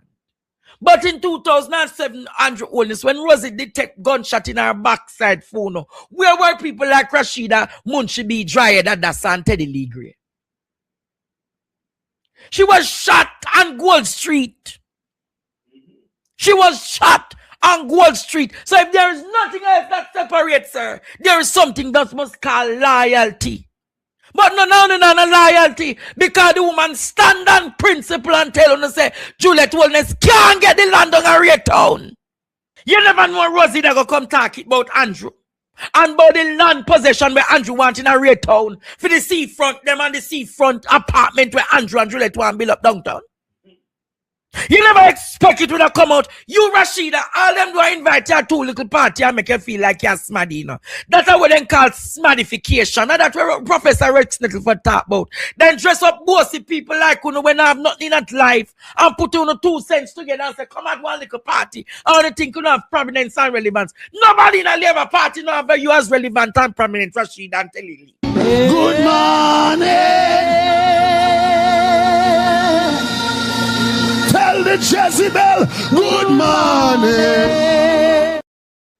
So when you see the whole of them in the syndicate of the goons, Courtney, only when they need look clearance and sitting, then send 120 or 125 or 130 or 50,000 to your Rashida and make you feel like you're smaddy. Munshi B, Dreyer Dadasa. And you, Teddy Lee, then narrator because from Nesta kick you out. You see someone tell me, Teddy, Nesta kick you out of war room. And from that, they never use your back, Teddy Lee. Infographics and informatics, you are the next one where they use and abuse.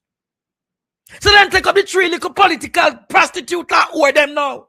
Crashy, Stack, and the next all foot one. And when you look, Courtney, don't think them have relevance. Me soon come after Nikisha Burchell recently, no. You Karen Cross. You political or Karen Cross. Why never tell them so want you did want Nikisha nice clean body and Nikisha never look by your Karen Cross? Karen Cross, why not talk about the advances you did want make to Nikisha and Nikisha don't look by you? All foot.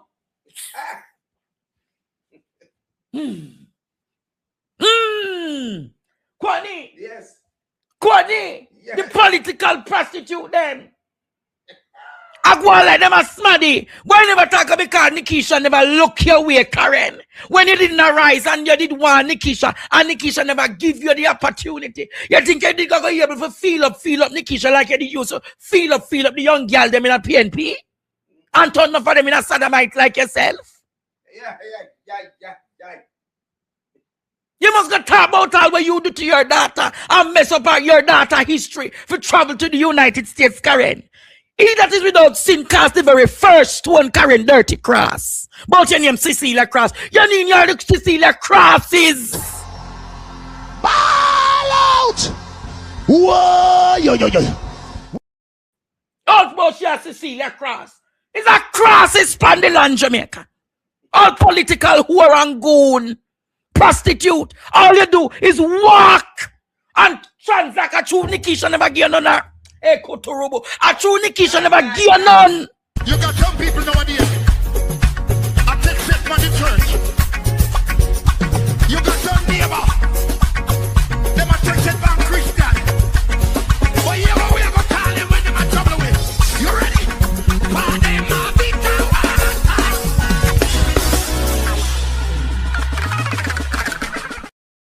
All bagger. I go on like you're decent, smaddy. I go on like you say nothing about your name and your history current cross. You have no money, moral authority. You come talk about nobody. Go check your history and go check your file and talk about WikiLeaks, talk about you. All political whore and goon. All grasmite. Wait, what's going on here? Good afternoon, Conrad O'Brien. Hi, it's doing. Yeah, man, I'm well. Thank you for calling. Shed some light on these things that's going on, man, because the last time I heard such man call the program and a bun we out over here, you know. So we toxic. Yeah, man. And of course, you know, I had to put him in his place and let you know that there's no taxes going on over there. It's simple, you know, a very popular program that is hosted by the chief man himself, Andre, and of course, you know, people like yourself and so on. And I must congratulate you guys in a big way. And you know, I was just watching Andre a while ago in his farm. You were watching the farm. So come buy two things, man, for the farm, man, Conrad. Watching you and watch Andre, you know, came in promoting the farm. And what a talented young man he is. Boy, man. I must see him up in a big way, you know.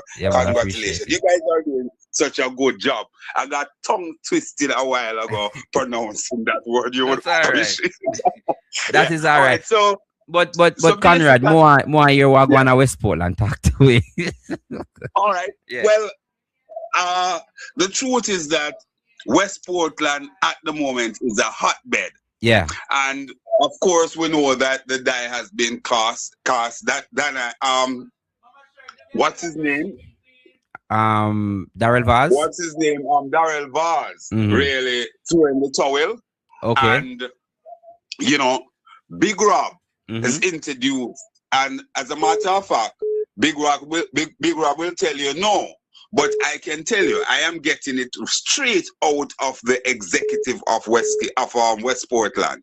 He has been introduced to the constituency. The executive of the Jamaica Labour Party? Indeed. What you saying? Fresh news.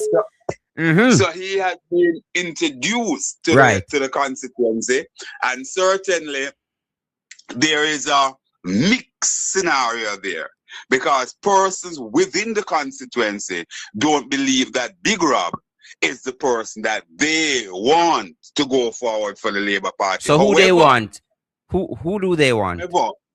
I'm getting some names, but I'll get back to that at another time. But focus on the Big Rob matter. Okay. So what happened now? But Big Rob is the Prime Minister's choice. Oh. And yes. So maybe the Prime Minister is using his executive position and using executive edict in order to put Big Rob in the seat. Right. So that's where it's at now. So the whole thing is quite fluid, and the grasp of the Jamaica Labour Party stronghold is slipping away over there in Western Portland. Interesting. As the lady talked a while ago, there are so many people are moving away from East Portland. Now, as a matter of fact, they're saying that Darrell himself really kind of nonchalant with the whole thing. It's kind of neither here or there. But the big thing, you know, the big thing with Darrell leaving at this time. So early in the piece, the $1.4 billion bus matter. Of course, you know that that is now being investigated by the Auditor General. And from all accounts, that report is going to be extremely damning. Extremely damning. And I don't know that the Labour Party will be able to basically withstand that when it basically drops. So as a result of that, Darrell is basically clearing house now. It's also argued that he is not so well. However, I don't believe that he is not well enough that he could not hold on longer. Because here it is just 6 months in the election, and he's already taking away himself. This election is imminent. But I want to just so hold on, Conrad. Are you saying that a by-election might be called? Absolutely. What is saying? Absolutely, a by-election will be held, and that is why you don't select a candidate this early in our term if you're not going to a by-election. And I must, give the People's National Party some unsolicited advice at this time. The truth is that Doreen Campbell Forbes is the sitting caretaker. I think she performed very, very well. Went up against money power. Money power, second to none within the last election. And she acquitted herself very, very well. I personally believe that, of course, you will always have a few naysayers here and there.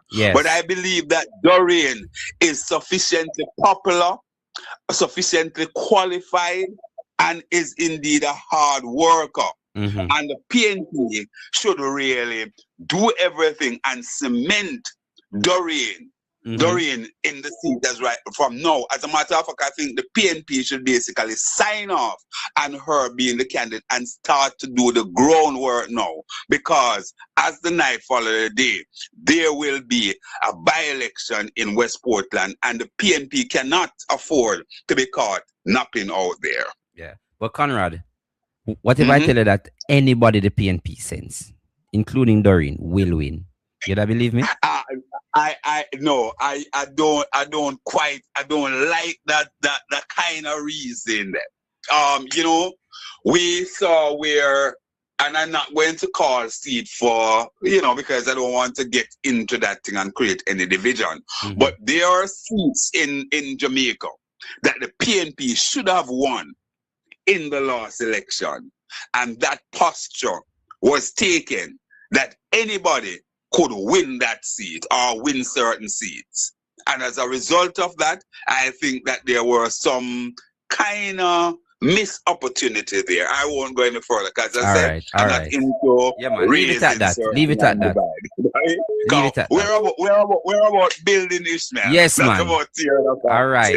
But certainly, the political landscape is very, very dynamic now. And my good friend Rosalie Hamilton, let me tell you something. Yeah. She has some arsenal in her toolkit. And I believe that in short order, she will be firing more and more of those missiles. Hey. Yes, man. I think she will. She will be talking in short order in the media landscape. Just give her a little time. She's simmering. Give her a little time. She gave me a commitment, and I'm expecting to. She gave you a commitment? She gave me a commitment, yes. Oh, wow. Gave me a commitment. That sound like interview. Don't say anything. She will be doing it on her own timing. Okay. So, All right. But we wish her well.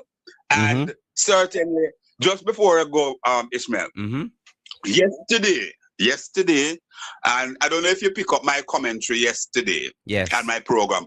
I said that, listen, this is not a Jamaica Labour Party matter anymore. This is a national issue. Here the thing. We're talking about who officials. Was there a councillor? Right. Donovan Williams, not just a member of parliament, but a member of the executive of the government of Jamaica. He's a junior minister. He's a member of the cabinet. Not the cabinet. No, he's not a member of the cabinet. He's a member of the executive. Oh, yes, he's a junior minister. Yes. Thank you for the clarification. So, but that's it. So the truth is that this is not somebody who is just a mere supporter or an ordinary member of the Labour Party. We're talking about somebody who will sit in the seat of power in a ministry. So when you look at it now, in my opinion, no less a person than the Prime Minister need to intervene and to say something about this. As a matter of fact, just the allegations alone, deserving of removing Donovan Williams as a junior minister at this time. I agree. Until these allegations are cleared. Rosalie Hamilton, the councillor, went for the juggler. She accused the gentleman of being a thief. She accused him of several unsavory behavior, including using the state's money or take on the state money for himself. This is what is out there. So this is not anything ordinary. And that is why I am so much in agreement with the young professional arm of the People's National Party, the Patriot, who, through its General Secretary, issued a statement that MOCA, the IC, and I dare say FID should be in on this as well, because this is financial crime. It's money we're talking about. I agree. I leave it right there. All the best. God bless you. Yeah, man. Take care. Take care. What's your take on the voice? What is your take on the voice notes? I think the voice notes are damning. I think it's damning, Andre. I think when I listen to it, I hear a woman that is not just emotionally frustrated, who is fed up, who's angry, and who wants accountability. I also hear a politician, right? A politician who seem who seem to have somehow fallen out of favor with her party, right? And she's resorted to doing this. The way she spoke in that voice note. Wait, you think she should fall out of favor with her party? Let me say this to you. I think so, 100%. I want to tell you what Rosie has done, has woken up on a consciousness within the Jamaica Labour Party. Because you have a lot of workers and foot soldiers like Rosie and councillors who believe that Andrew Holness and his wife has taken the party and ruined the party for their own selfish gains. A lot of Labour rights are echoing. A lot of Labour rights are calling me. A lot of Labour rights are telling me, Andre, a long time. Let me say this to you. If you never know, let me declare this to you tonight. Noel and Bolo. In 2012, when they came for Andrew Holness to challenge him, when Andrew Holness couldn't be found, when his wife couldn't find him the night, and me and Rosie find the truth, and Shaini find the truth when our leader got challenge him. Rosie going on the belly of the camp and say, Andre, my boy, come with me. I could go hear the secrets of them. And when we hear the secrets, you remember, BB, I went name BBM. I went the name BBM, don't it? Blackberry Messenger. Yeah, Blackberry, yeah. Blackberry, we put on the voice record, I in the meeting. And when Rosie said, Andre, you hear that? And then when she goes and she's a leader. And not sacrifice, Rosie sacrifice, wish for Andrew Holness today. Wow. So when the woman attack, Noel, no come things the woman attack because she invests in him. When Siaga said, Rosie, invest in him. She made an investment and when it turn round, the wife she talks and the wife wicked. Everybody in the Labour Party knows say the most wickedest, evilest person in the Labour Party where can grudge and hold on people and Juliet Wellness. Why you think you're a Labour Party? And Juliet Wellness is like we take me up because our husband and our wife, our matey, and do things that she didn't want me. Why can't tell her where Andrew wrote that you know want me talk some things? Mighty God. No, let me talk over here tonight. No, well, I don't know the things that Andrew know, but I have to tell you, based off this. So when you hear Rosie come and talk about she fall out of grace, enough flavor right out there. Feel the hands of Andrew and the wicked cruel wife, Ursula, and the old Jezebel spirit. So they come talk about the one fall out of grace. Them work for which for Andrew wellness, then where them do turn around and bite the hand we feed them. You got some people nowadays that take shit from the church. You got some neighbor. They might take shit from Christian. But you ever we ever call them when they might trouble with. You ready? My name will be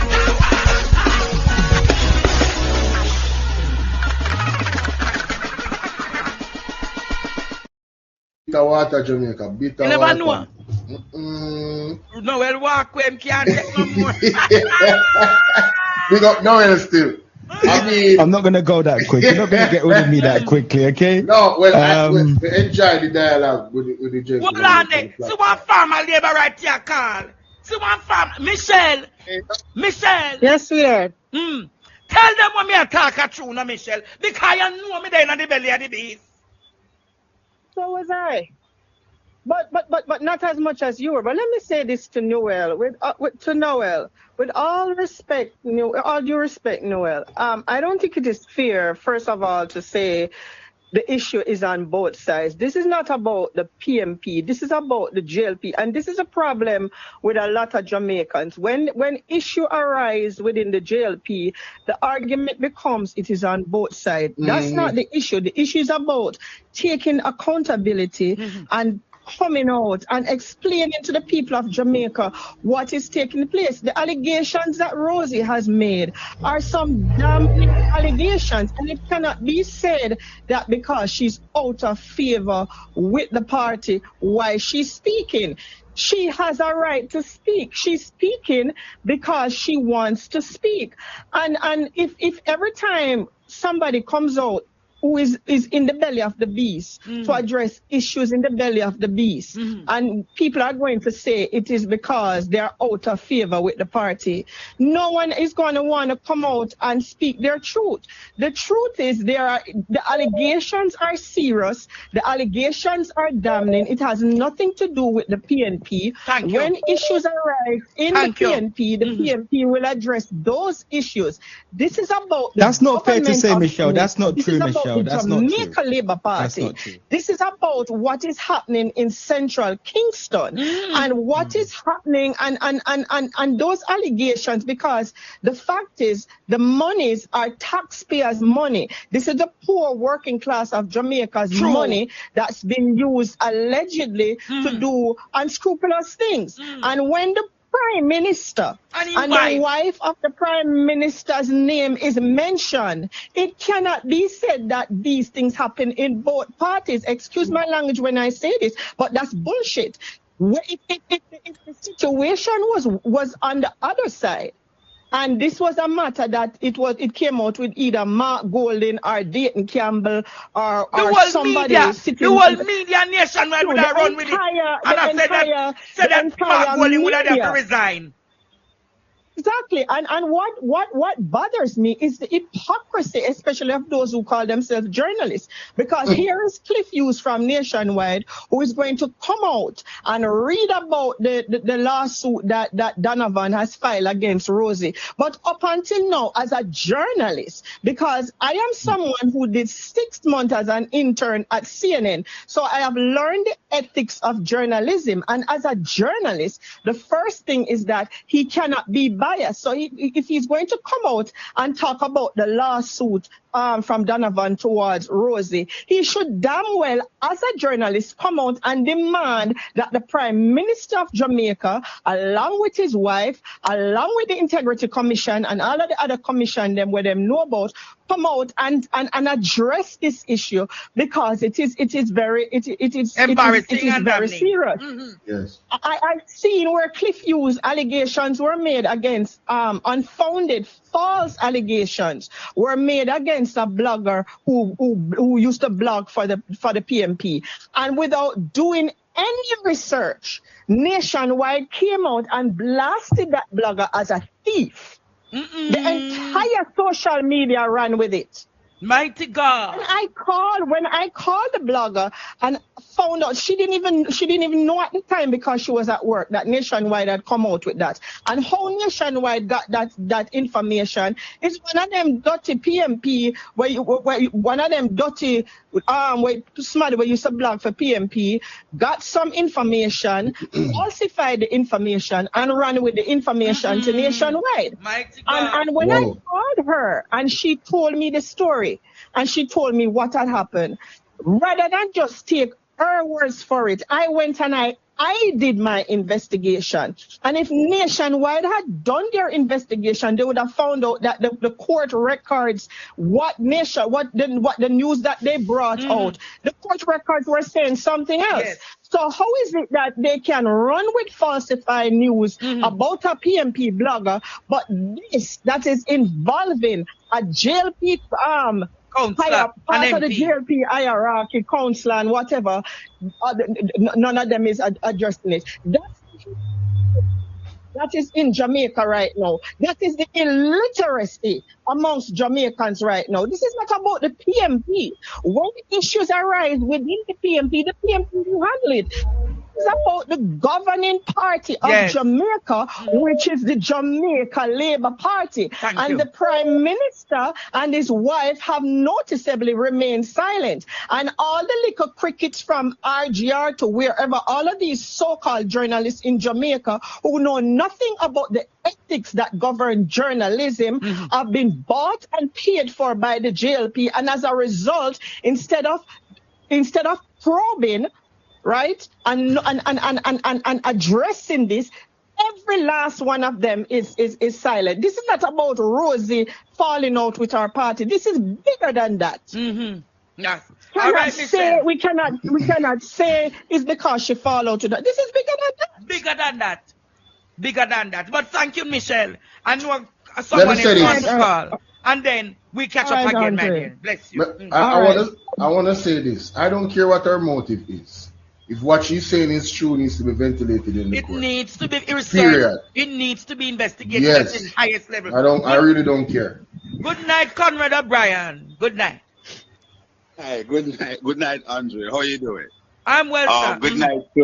Good night to your panelists there. Big up, your guest, Noel. Noel, you have to be careful of your credibility. We here in Jamaica who see this thing on a day-to-day basis, this present situation is not an internal JLP matter anymore. We're talking about not just members or supporters of the Labour Party. We're talking about official, government, a sitting councillor, and not just a member of parliament, but an executive. I mean, a part of the executive of the government. Donovan Williams is a junior minister. A state minister, yes. A state minister. So this is not even something like when Rowe was accused within the PMP. He was not an elected person. So this basically passed all the reached threshold of investigation of the highest level. And as I said on radio yesterday, that the Prime Minister cannot continue to remain silent. He must speak to this. Yes.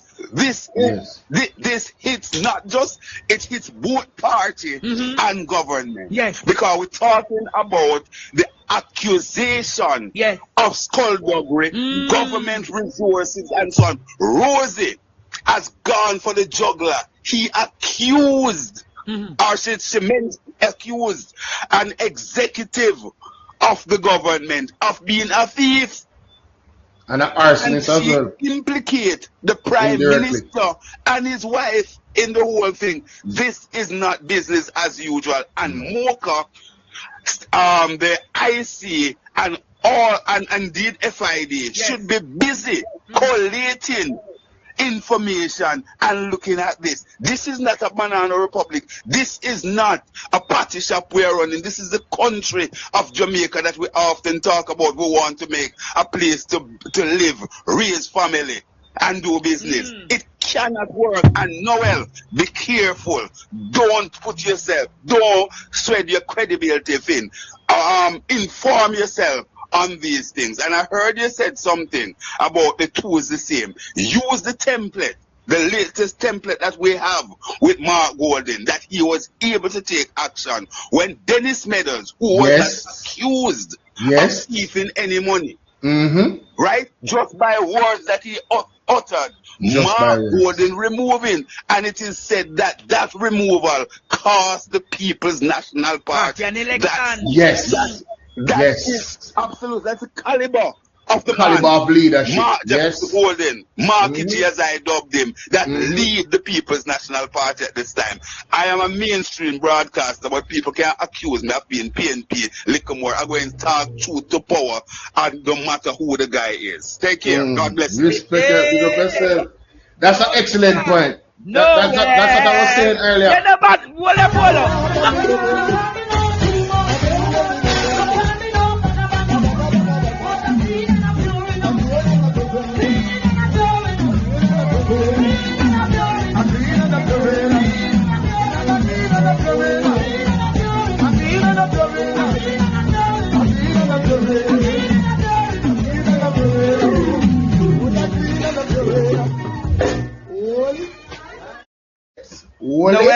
Noel, hold it. No, but so I'm taking notes tonight. I'm taking a lot of notes. I'm gonna take a moment to respond to everything. Okay? I appreciate all the callers. This hot. Oh, he's absolutely right, though. And the lady before, they're right. I mean, come on, man. You got some people nowadays. Yes. What again? What's Noel? Yes. Because we're going to beat you over here to you tonight. We're going to beat you to perfection. Bitter water. Noel, the labor right, them a bitter water. Listen, man. No, the truth shall set Noel free, man. Noel will be baptized in the truth. We have one final one coming for you. Yes, Lady Marie, good night. I want to say this, right? When you know the story about Goldilocks when she did broken at the people them house and the party them that too after it too cold, but then she find one where just right. Andrew is just that a Goldilocks prime minister. Him not stepping on nothing where hot or cold. It have to be just right. Just like with the Cuban thing, when he make that speech that went nowhere. But I never said nothing. Because so shortly after. So Andrew is thinking he measure the thing and he know just what to say like that total up down in a Denham town, because that's all that was. All him do is walk and cut ribbons and stuff. And Noel, this man is the allegations are egregious. Ask Noel, go check it out. All arson, because there was a spate of fire within that community. Arsonry. And the councillor said, talk about the building they were burning down. She alluded to so many things, Noel. And you go talk about the two of them are the same thing. You're wrong, there's some friend. You're wrong. And Noel, you say you know history. There's a history where one time this convalescent old people home in South St. Andrew, the border of South St. Andrew, whatever, was burnt out where over 80 old people were roasted, burned to death. Eventide. That is reminiscence of that Eventide home. Check out that and the CIA said the fuel that was used to torch that place, it was not available in Jamaica. And there was animosity at the time between the JLP and the rule and the People's National Party because the Siaga was in cahoots with the CIA and stifle the Michael Manley administration by later. Ed Boy coming now. Mighty God. No, man. No, but isn't Donovan Williams in the Integrity Commission report that came out against Andrew Oles? Yes. I mean, this man's name has been popping up in some things and some connection with Andrew Oles for a very long time. The drill the other day, his name come up on that as well. Yeah. And he said that the one that is the shareholder, he's holding it for somebody. And according to the law that was made in 2020, we're supposed to know who owns the company. And we have not heard who owns the company until now, and that is illegal. So when you're talking about Mrs. Rosie credibility, I mean, Mr. Donovan Williams don't have anything to stand that in another. You understand? Equally, you have to look on the two of them in the same light. So we just want to know the truth. Is the allegations true? That's all we want to know. Yes, we deserve to know. Respond now, come and know you're ready there. Think on your feet. Jamaica, let's just listen right now. So here's the thing, right? I 100% understand that people may not agree and they feel like they need to provide teaching or schooling to me. However, as of right now, as of 11 Eastern time, 10:11 Jamaican time, I'm standing on business. I'm standing on 10 toes, and no one is going to try and gloss over the fact that Jamaica systemically, institutionally, through successive governments, whether it's PNP or JLP, has an issue with corruption and accountability. Okay, that's just a point. Let me put a full stop there. Let me circle back now to Miss Rosie, okay? When I saw this story came to light earlier this week, I realized that Miss Rosie is someone that we should all look up to, not because she's a JLP and she's decided to break ranks and speak truth. This is a woman who has survived multiple shootings, right? I'm not sure if you guys know of her background. You know, someone who, was shot in the chest. We know, man. Yeah, so we're not just talking about some, sort of washed up politician or someone who, who's a softie. This is a tough woman, a woman who knows that she's in politics and is deciding to find her voice and to stand her ground. What I'm trying to say is that she's come out and she said that she's now willing, if her party doesn't give her what she wants, to campaign for the People's National Party, right? That tells me that this is... No, she never said if the party doesn't give what... She said she's done with them. She'll be willing to leave the JLP. She'll be willing to leave. She's done with them. No, Andre. She didn't say she's finished completely. She said she'd be willing to leave, to walk away from the JLP. No, she said she's going to campaign for the PNP. Me listen to the voice note several times now. She said she said she will be campaigning for the PNP. So it's a clear sign that she's done with them. Is your team able to get that? But can we get that voice note, that bit of the voice note just to play? I think that's important context. I think both of you are right. In terms of she's focused on Donovan Williams in that voice note. Yeah. Saying that he cannot win back the seat. Yeah, she will but allow that woman, to win. Yeah, but her party is going to suspend her. She's going to be suspended. You can't come out. Yeah, but Andre, listen for a second. Andre, she can't come out and bring her party into disrepute by saying she's going to not bring the party into disrepute. Them corrupt. She talk against the corruption. So because she talk against the corruption, she bring the Noel. Guys, listen. You guys are going to hear me out. That's not... Noel, you know all along she has been talking to the party about what Donovan Williams has been doing. What corrupt government cannot liberate the people. I think we have let me say this. You know how long Juliette Holness come to her and ask her about certain things in the constituency and she said no? Then Andrew came to her. She said no. She go back to the party secretariat. The party secretariat sent Babsy Green. She said no. And that is how them pressuring her. You know how long this woman going to Central Executive talking about the kind of misconducts by the member of parliament. You know the history of she talking about the antecedents of Donovan Williams. You're going to talk about she Noel, before you go, Andre. Hold on, bro. Yeah. Context. One of the contexts of it is that you have to remember the voice notes were in a group with 18 people at our JLP. She's talking to them. The voice notes were leaked. She never leaked the voice note yet. Threatened to do so. So you have to look at context now. Bolo, having worked in internet. One second, Andre. You are saying Rosie leaked the voice note there? 1 second, and I don't want any words to be put in my mouth tonight. I'm very careful in what I say. What I will say right now is that, and I said it last week, and I will say it again. Once you get into the game of politics, you can say whatever you need to say to save your ass and to save your skin and to cover your back. We don't know if that lady has deliberately leaked those voice notes. Or we don't know if it's someone on her behalf that has pushed those voice notes out as a result of her being disgruntled with her party, right? It is alleged. One second, Andre. It is alleged. It is alleged. That is the CM Donovan. Take out. It is alleged. That is the CM Donovan. Take the voice notes out of the group.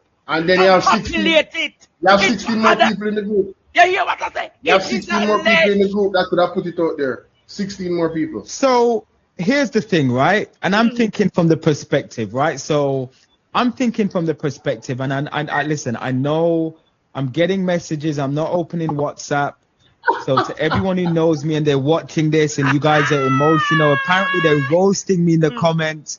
I've come tonight. I came as a guest of Andre's. I've got my opinion and I'm standing on business with my opinion. That's it, okay? Wait, now somebody ready to call you. Good night, my student. Good night, teacher. Yes, teacher. Me wonder Noel a whole old. Noel, you not understand a thing when you're there in your nice braggadocious life. Come on Westmoreland. Come see, your people them a talk about the money, Noel. The money they left for St. Elizabeth, Westmoreland, Hanover, Montego Bay. This a circle like a coke. You know, so then this a circle the money them say people I know. We have the amount of rainfall. We have a Westmoreland. People still under tent, Noel. What the government they talk about? You know, same promise with 32,000, Noel. And you look hook way down the bottom there, so 32000. And he hook off the 32 and left with pay zero, Noel. You know, see what take place with we, Noel. I want to you, Noel. You know, say government they treat we. I take with nana full. You know, Noel, one thing I want to ask you tonight. Teacher, you know what is blowjob? Ask Noel if you know no blowjob I give away. What kind of blowjob this is about? Ball out! Whoa, yo. What is going on? What you talking about? How did we get here? No, what you talking about? No, how did we get here? No, sir. No, come on, guys. Let us be. Calm down. No. Calm down, my people. I'll take it too far. No. All right. Let me come back and finish my point. So I respect that caller's point, and let's not forget that I spent 2 months on an international platform raising money for the people of Westmoreland and Western Jamaica who were suffering because of the failures of the current government and how slow they were in providing care for the people of Jamaica. My brother. Big up yourself. Anyways, let's just move on from that. So here's the thing, right? Listen, I get that 98% of the audience on this platform, right, will already have their minds are already made up. They already see Andrew Holness as this, and they already see the other side of as this, right? I'm coming in tonight, right, and I'm giving some different. I'm just giving shining a light and giving a different perspective. What I'm trying to say tonight, right, is that yes, Rosie might be the hero for the People's National Party right now. She might be the person who everyone's holding up, and yes, Miss Rosie, we salute you. No. Let's think about this for a second, Andre and Bolo. Who does it benefit the most if that voice note is leaked and made public? Who does it benefit the most? Who benefits the most from it? Answer me that question. I want to say this to you from a political standpoint. Andre, answer me the question. Who does it benefit the most? Rosie or Donovan? Going to be a political Machiavelli. I'm going to be a political Machiavelli tonight. Machiavelli would have leaked the voice note, aiming to direct it for Jamaicans or JLP supporters to dislike and hate Rosie, to say that she did this in an effort to carry the party into disrepute. So it could have been a case that members of Donovan's camp leaked the voice note in an attempt To do what? To sully Rosie. But then, the other flip of the coin could have been members of Rosie's camp could say, let us leak the voice note so that we can expose the truth belly of the beast. That's another perspective that we could look at. But I am saying, after listening to the voice note, she said, don't let me talk. Don't let me carry this to social media. Do not let me carry this to social media. She did say that if you don't provoke me, I will carry to social media. She never said she go and release it to social media right away in a bolo. She said, don't provoke me, thieving Donovan, mongrel Donovan, drunker Donovan. So that's my perspective. Well, my perspective is this. Bolo? My perspective is this. The obvious answer would be Miss Roosevelt, right? That would be the obvious answer. However, I said to myself, I looked at it. Why would Donovan do that? Unless he think he's untouchable. And to the point that Andre just made a while ago, where it's like a reverse thing to make she look bad in the eyes of, because she's a hero in the party, you know, in terms of she taking a bullet for the party and all these things, her reputation, she's respected amongst the delegates and all of these things. So it could be both of them. It could be her, and it could be him. But we just don't know. There is another point I want to make, Noel. That there's a syndicate of persons within the JLP equally that got access to that voice note who are anti-Andrew Holness and anti-Donovan Williams. That is in the group? That is within the group. What? And within that group, and within the moving parts of the JLP, you have people in there saying this is a perfect opportunity to strike the get rid of it. Now to get rid of the whole regime. Okay. And we cannot act as if there isn't war and rift amongst the JLP within in terms of the leadership itself. Within the JLP. Yeah, because you have the Tufton, you have people that support Tufton. Thank you. Thank you, Noel. Noel, so I want to say this to you. I want to say this to you. When the whole shebang happening with the voice note leak, you know that Tufton is on social media liking up people's videos talking about the release, the voice note. Tufton literally is walking all around liking up the voice notes of people talking about Rosie and Donovan because the likes of Donovan, let me tell you the syndicate in the JLP. What can go so? You never know. You never know. Me go say this a syndicate in the JLP that Noel and you might not know about. You see, Andrew, Juliet, Donovan, Delroy Feder Williams, Robert Miller, they're a part of a syndicate of that. Is a syndicate with Nesta Morgan. Then there's another syndicate of Delano Sievert and a few. Then there's a syndicate of Tufton and a few. And when you find there is a lot of infighting happening in the Labour Party, and they're trying to find a window of opportunity to take down Andrew Holness. So what you finding and what Noel seeing is all you think is people within the syndicate say at the right time now to take him down. Oh, you think I get that voice note, Noel? Oh, you think I get the voice note where everybody have what Rosie are implicate? And the Rosie send me the voice note. Is that syndicate from Tufton team? Sail out, end the month, market, sail out, right here at 9 Ravinia Road. Come for your pop-up market. See the nice romaine lettuce, see the red onion, see the scotch bonnet, see the sweet pepper, the cucumber. Hey, the Irish, the pop chow, the nice sweet potato, yellow belly sweet potato, the nice cabbage, the carrot, them eyes. When we say the nice scallion, nice fresh scallion off on the farm. And when you look, Lord God, get a nice salad tomato right here. If you have little bit of money, we still have a market bag for you. 2,500. Come for your market bag. And if you want to tap it up, come tap it up. Get your garlic, get your scallion, get your onion, get your sweet potato, get your cabbage, get your carrot. Everything here today at 9 Ravinia Road. Today and Saturday. stop by and make sure today is the greatest in everything. Give the King of Kings all the thanks. Stop by, call me 865-4587-426-2281 right at 9 Ravinia Road. Yeah, Jamaica. Ravinia Road turned upside today. Courtney was the market. He attended to the customers today and we do what we did. You know what happened is that I have excessive pop choice. My church have a feeding program that we feed the homeless on Tuesdays. Because I'm gonna get my chiller yet, I'm gonna make sure I say me give me church like £130 at the pop choy to do the homeless feeding. So them can use 115 this week and then the next 15 the following week, don't it? You go on there, me not make no food provisions rotten for me. That's the only thing me have in excess. Everything else dwindle down good down today.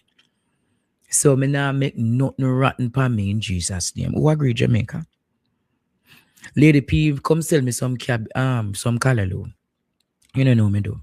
I put the callaloo with the lettuce in the bag and tell people $3,000 for the bag. It should have been more, but Jamaica, you have to give to take. You have to know how to turn your hand make fashion. You have to turn your hand make fashion.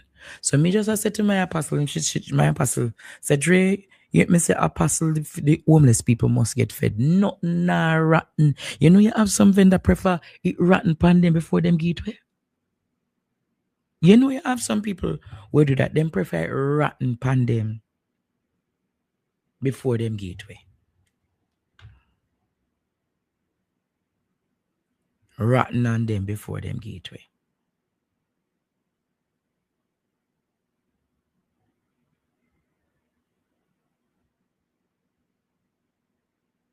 Yeah, you're there. But me, nah be one of them people then.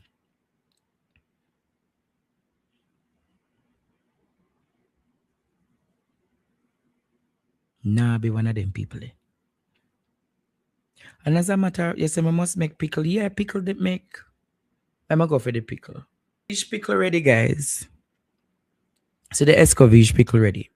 This one is for $1,500 and the one here for $2,500. I just me label them. The reason why I'm gonna start sell them it because my label not go upon them. So if you want the pickle, the one here for $2,500 and the one here for $1,500. See it there? Nice. Don't it look pretty? This me make them last week. I'm gonna make some more this week. So anybody wants, you mean I just my label for go upon them students. It's just my label. I go upon them now.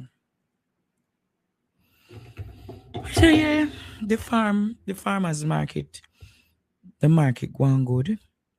Today, a good amount of students came for the 2-for-1. A good amount of the students them came for the 2-for-1. I'm going to give you one next ticket tonight. Hello, good night, caller. Welcome to She Breaks Chains. Yes, a pleasant good night to you, Andrea, and to all your listeners. How are you tonight? I am well, my darling. Good. What does She Breaks Chain to me? Means to you? It means a lot to me as women. I believe it's powerful. This is of God because it's time for women to liberate. This is a time of with women and they're rising. If you notice now, women are rising everywhere, taking powerful position, freeing ourselves, educating ourselves, empowering ourselves.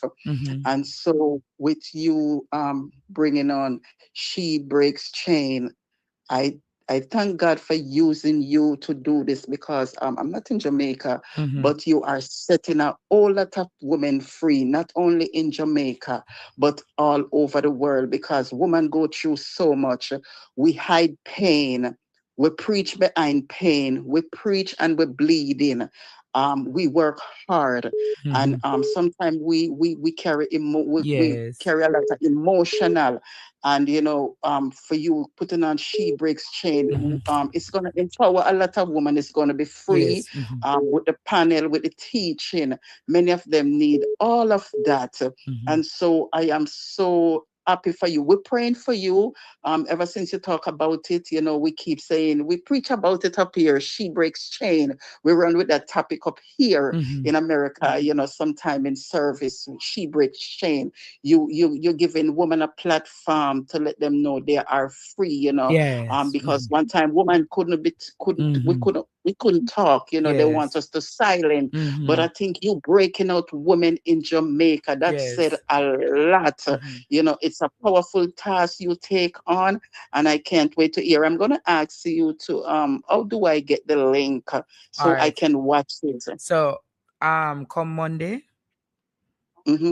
Come Monday, the link will be available from about 1 p.m. when I'm on Midday Connection. You're going to reach out to Auntie Claudette, and she's going to be here. Once you purchase the link via or Zelle or Cash App, then she sends the link to you, and you keep that link private. Don't give the link to anyone, all right? Thank you so much. And you keep up the good work, all right? We're praying for you and praying you through, okay? God, and I want you to pray for She Breaks Chains this week, okay? We do. We are praying for it, because Zion, like I said, I want the mothers of Zion to travail in the spirit this week for me.